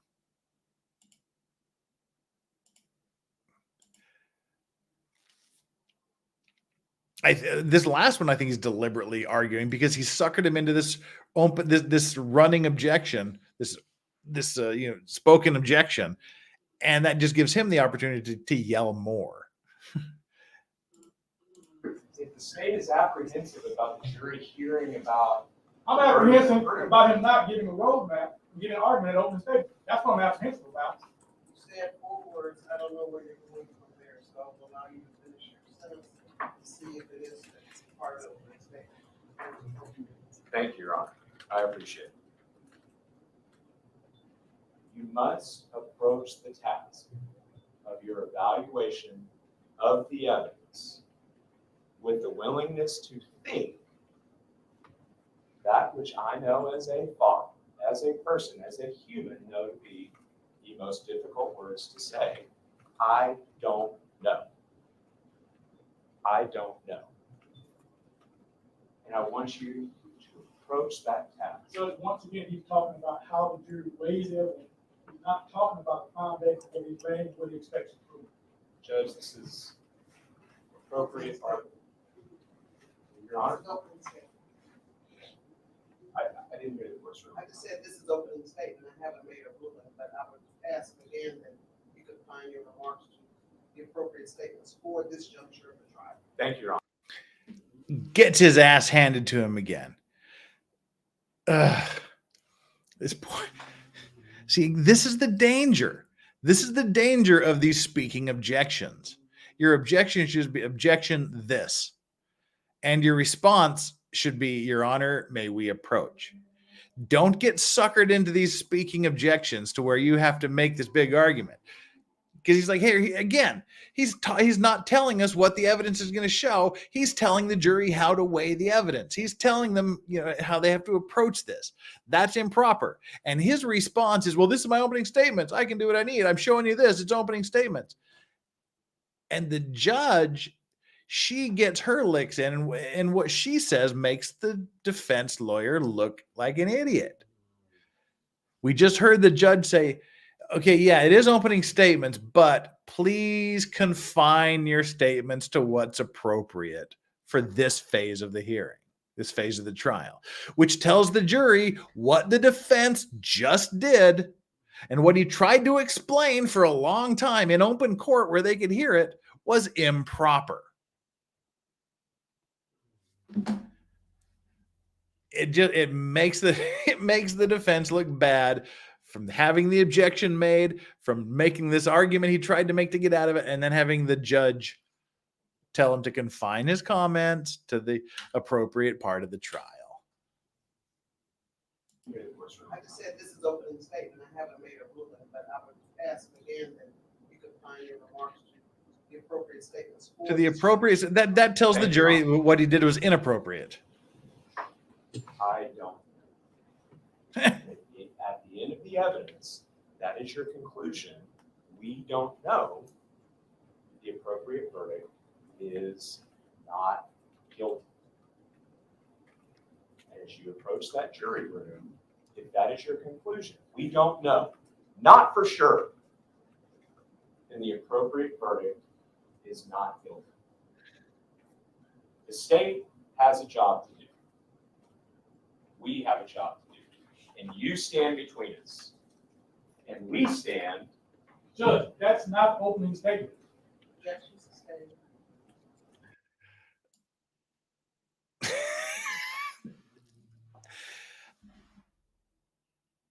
Damn.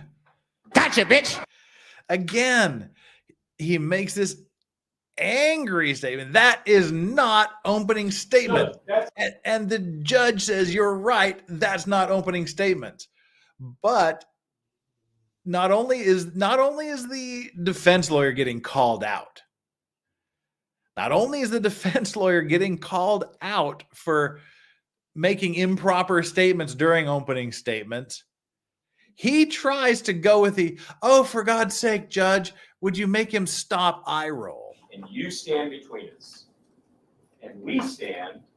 Judge, that's not opening statement. See, he does this. This guy again. Oh my God, can you believe he is interrupting me again with his stupid objections? And then the judge says sustained. And now he looks like an extra dumbass for doing this eye roll when the judge agreed with what the prosecutor was doing. Which makes him go, oh, fuck, now what do I say? With Kaitlin Armstrong, a woman who is trapped in a nightmare of circumstantial evidence. That's not opening statement. Judge, That's I'm argument. discussing the evidence. And that it You're is discussing her circumstantial. state of mind. That's not evidence. Okay.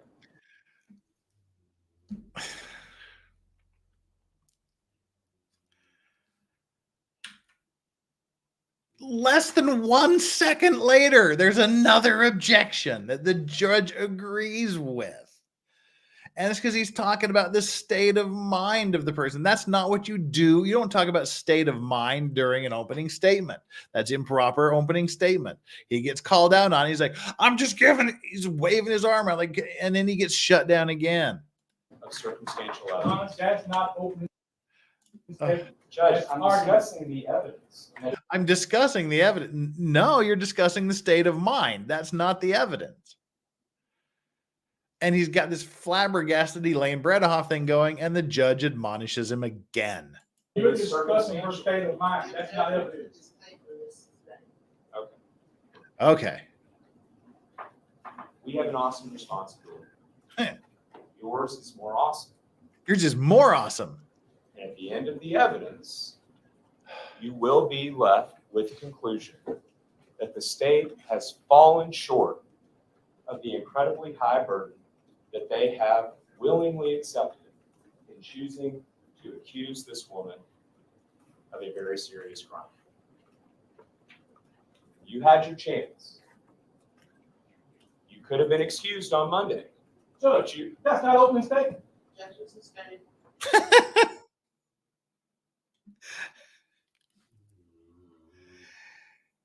You're going to be excused on Monday. No, don't say that. Exactly. LC conclusions and state of mind are not allowed in opening statements. All you can say is at the end, all he has to say is at the end of the evidence that's presented, you're going to be left. You can say that you'll be left with the conclusion, or I hope, or we will show, or you'll be convinced that the only reasonable choice you have is to find our client not guilty. Don't go into all this other shit. You had your chance. You could have been excused on Monday. He's telling the jury, even if you don't want to be here, you could have got out of jury duty. You could have got out of it. You had your chance to leave last Monday. You had the chance to be excused last month. I love that. You have this awesome responsibility. There's no way out of it now because you had the chance to get out of it and you didn't. That's why he objected. He's like, wait a minute. What is that? Telling the jurors that they could have got out of this last Monday. Now they have to sit here through it. No, don't.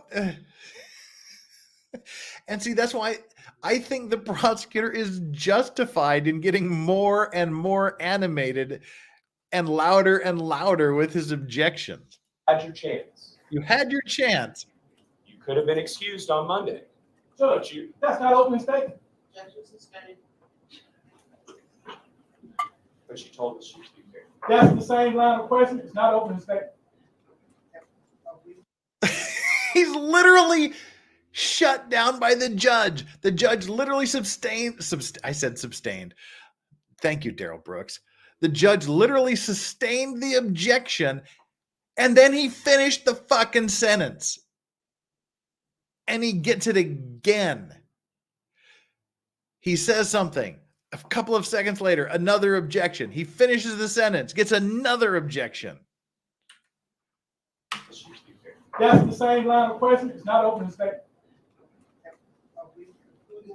I'm trying to wrap it up, Your Honor. I'm trying to.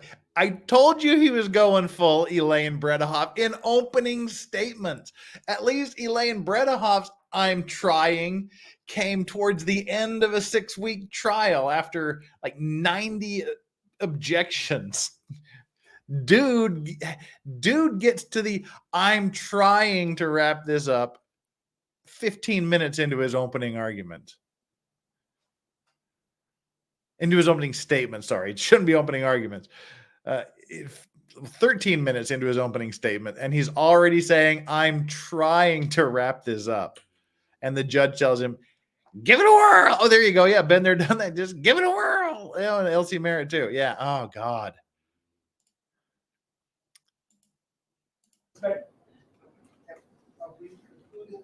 I'm trying to wrap it up, Your Honor. And you're not going to open the statement. Let's wrap it up appropriately as far as what the evidence from. Let's wrap it up appropriately. What the evidence is going to show. To the jury. I'm trying to get there, Your Honor. Despite interruption. Literally Elaine's statement. "I'm trying to get there. I'm trying." He said it twice.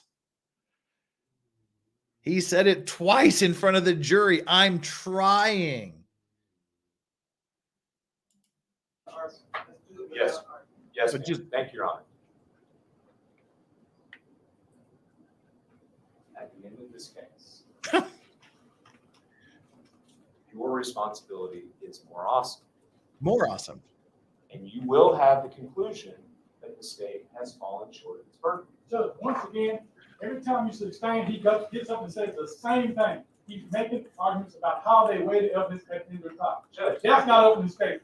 it is the burden of proof, Your Honor, that the jury has in this case. If the state's apprehensive about the burden of proof that they've accepted, There's a time and place to talk about the burden of proof. It's not open statement. Let me stop. If there are no further statements about what the evidence is going to show, then we can move on to the next portion of the trial.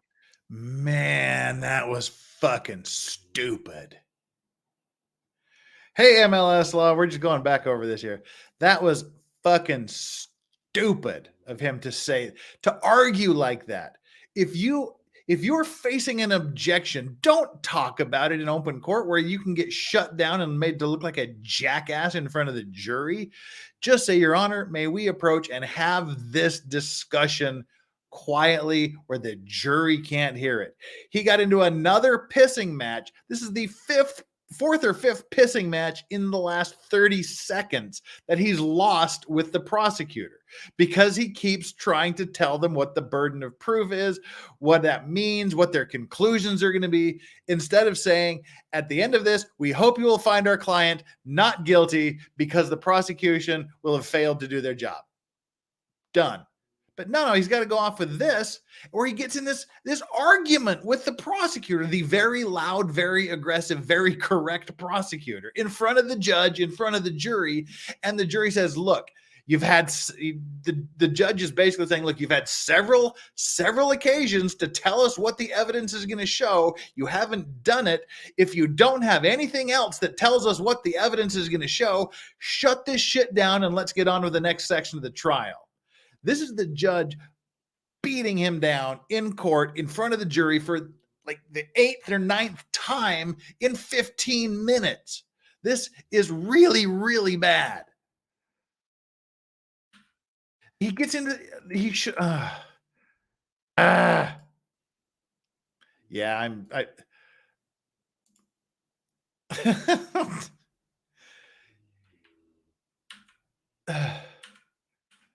let's go back a little bit here. All right. And so you can just watch this whole thing unfold because he just quickly, as soon as the judge finishes that little bit of admonishment, he just fucking pulls the ripcord and bails.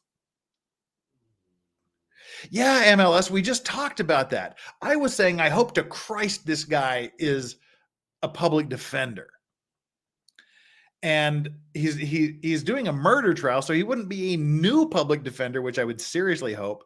But yeah, we're saying he's a partner. He was a former prosecutor and a judge, apparently. Someone was mentioning apparently the dude was a Texas district court judge or something along those. I mean, there's no way you would would convince me of this if, you know, but oh, this is really, really bad. The state has fallen short of its burden. Judge, once again, every time you sustain, he gets up and says the same thing. He's making arguments about how they weigh the evidence at the end of the trial. Judge, That's not opening statement.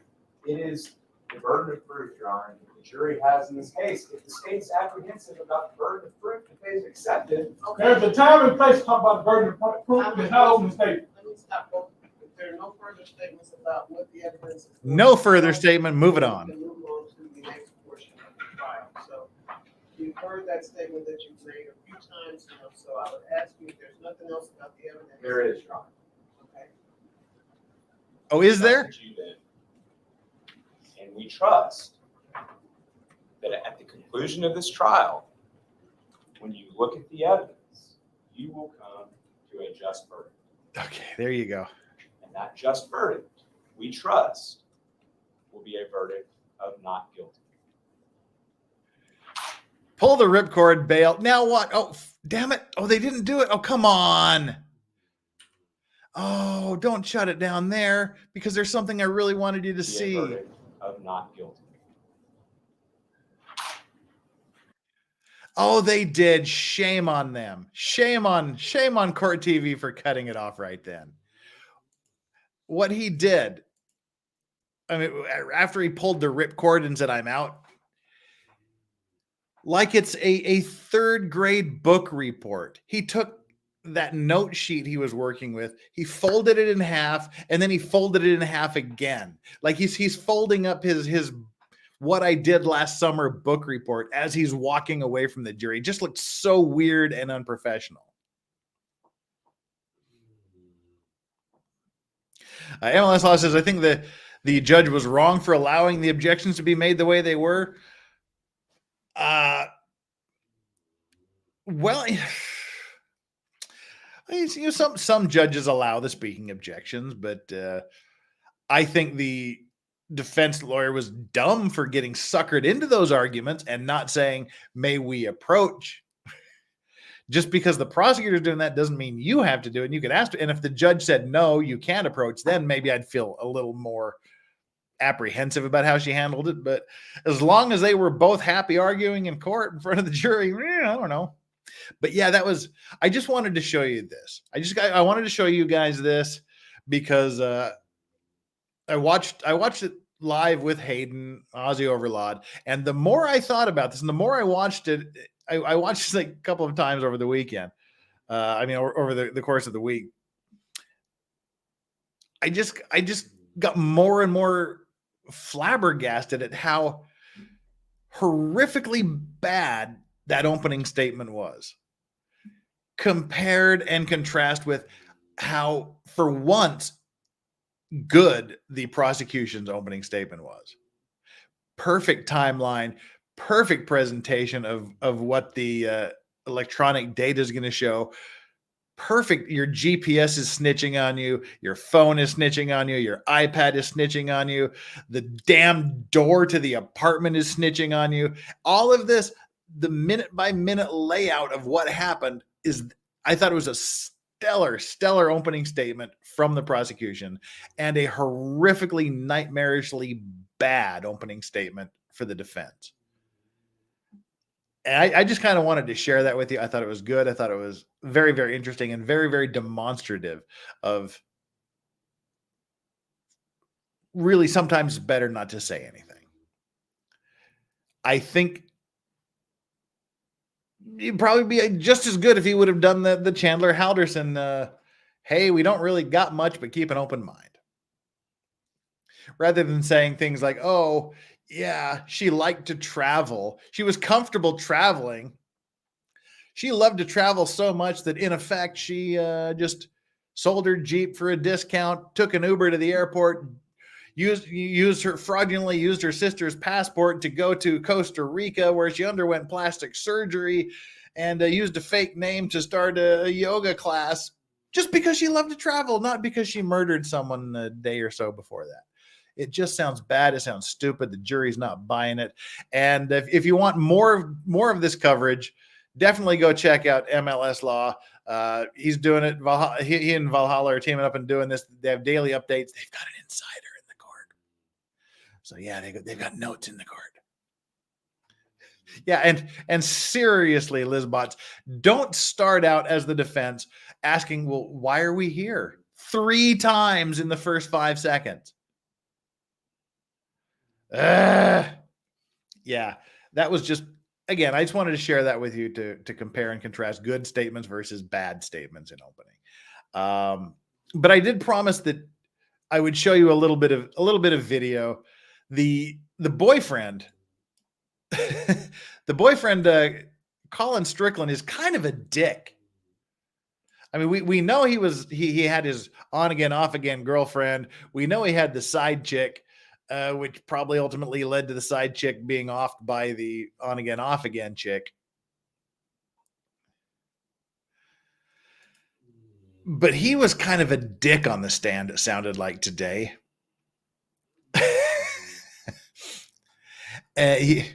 He was testable. Let's bring up this one article, then I got 2 quick videos to show, and then we'll bail. All right, let's see. Where are we here? Boom, right. Let me embiggen this so I can read it. There we go. I'll be right here with you. Got to move this window over. Slide this over. There we go. Kaitlin Armstrong trial. Colin Strickland says jealous girlfriend blocked Mo Wilson and other women on his phone. Mo Wilson, again, the victim. The boyfriend at the center of yoga teacher Kaitlin Armstrong's murder trial took the stand again today to testify about their messy romance, telling the court how she routinely blocked the phone numbers of women in his phone without his knowledge. That's what you get for giving her access to your phone. Armstrong is charged, and apparently they weren't even boyfriend-girlfriend, but yes, she's got access to his phone. You figure that one out. Armstrong is charged with murdering love rival Mo Wilson on May 11th in Austin, Texas, 2022. Wilson had been on a swimming date with Armstrong's boyfriend, Colin Strickland, the night she was killed. She denies the charges, but is yet to provide an alibi. Doesn't have to provide an alibi. It's not necessary. Her Jeep was filmed by neighborhood ring cameras arriving and leaving the scene at the time of the murder. Again, so when the defense lawyer said, there's no cameras that show, there's no cameras that show him committing the murder, but there are these cameras that show the Jeep rolling up into this alleyway a minute after the victim gets home. There is that. Last week, Strickland told the court he was apprehensive about entering a long-term relationship with Armstrong. Well, he'd been in a relationship. Today, he returned to the stand to testify about how jealous she was of his relationships and friendships with other women. In the video obtained by Alex of News Nation, he was seen entering court in a baseball hat, mask, and sunglasses. Said she routinely blocked phone numbers of other women in his phone behind his back. Wilson was one of them. On May 10, Wilson texted Strickland telling him she would be in Austin. Hey, boo, I'm coming to Austin. He asked her to join him on a cycle, which she didn't respond to. Then the pair made plans to go swimming on May 11th. 4:32 p.m., she texted him telling him to pick her up at her friend's house. At 5:43, he texted her telling her he was outside. How he changed Wilson's name on his phone to Christine Wall to avoid Armstrong's wrath. It's no one that I know, but it's the name I used in my phone for Mo, he said. Other texts revealed how Armstrong was managing Strickland's earnings as a professional cyclist. They're not in a relationship, he said. She's just a friend. She was an on-again, off-again deal where it's a platonic thing. I respect her, but she's messing with my phone. She's managing my finances. And then he gets a little bit petty here. But in some, she warned him against spending time with Wilson. I know you know better than to show up at a cycling event with that girl, she texted him 8 months before the murder. He shot back, could you please be an adult? I'm not going because I'm trying to respect you. Did you call Mo? WTF, he asked, because the suspect called the victim. Told him she couldn't talk. And then he talks about how we won't go through the whole thing here. Where are we at here? They're sending these text messages the day of the murder, asking if she's got this iPhone, activated the numbers. And he was saying, I guess they were wearing not really couple clothes, but she was wearing clothes. Strictly, the suspect was wearing clothes that his sponsors gave him, the same clothes, sort of like couple clothes. He's like, stop coming to my meets. You're distracting. I got to focus on my stuff. Stop being there. Stop wearing. He just kind of came off as a dick, it sounds like. And then when he left, he did two things. He did a couple of things when he left. First thing he did while he was walking out of the court, he knocked a camera off the shoulder of one of the camera dudes. And it wasn't an accidental thing. He like reached out and just bear pawed this camera off the dude's shoulder. So here's walking out and he just kind of manhandles the camera off a dude. Come on. There we go.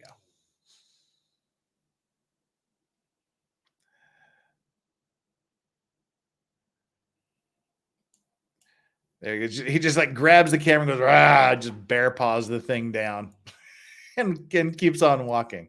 Here he is again. Let's watch him just manhandle this camera. Just shoves the lens down. That was the first thing he did. And then he gets outside. And then he goes out of his way to step on the foot of another cameraman. This is him going out of his way to step on the foot of another cameraman. There we go.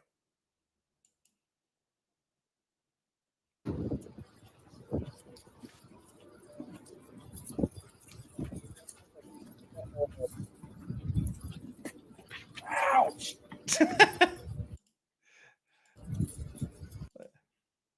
Let's jump back here. He's going to walk past this guy that's in. I hate when they do this. You can't see the video when you pause it. Watch him just like walk to the left, stomp, and the guy's like, ouch. I mean, this guy's just a dick. So, anyway, I just thought that was amusing. And that's kind of all we got here. I know we went a little bit over time, like an hour, but an hour longer than usual. But I wanted to go over these opening statements to compare and contrast and show you what we showed you today. Unfortunately, only the opening statements, closing arguments, and verdict are going to be done live. Everything else, for some reason, no cameras. Unhung hero with the objection, grounds, sustain. I subpoenas to the state of Wisconsin. Yeah, I did say sustained. JKD Buck says, if we do this trial, can one day put up a poll about the defense lawyer? Is he Matt Getz, Justin Trudeau, Pale Austin, or D? Yes. Nice. Yeah, unfortunately, we won't be doing it because nobody does it.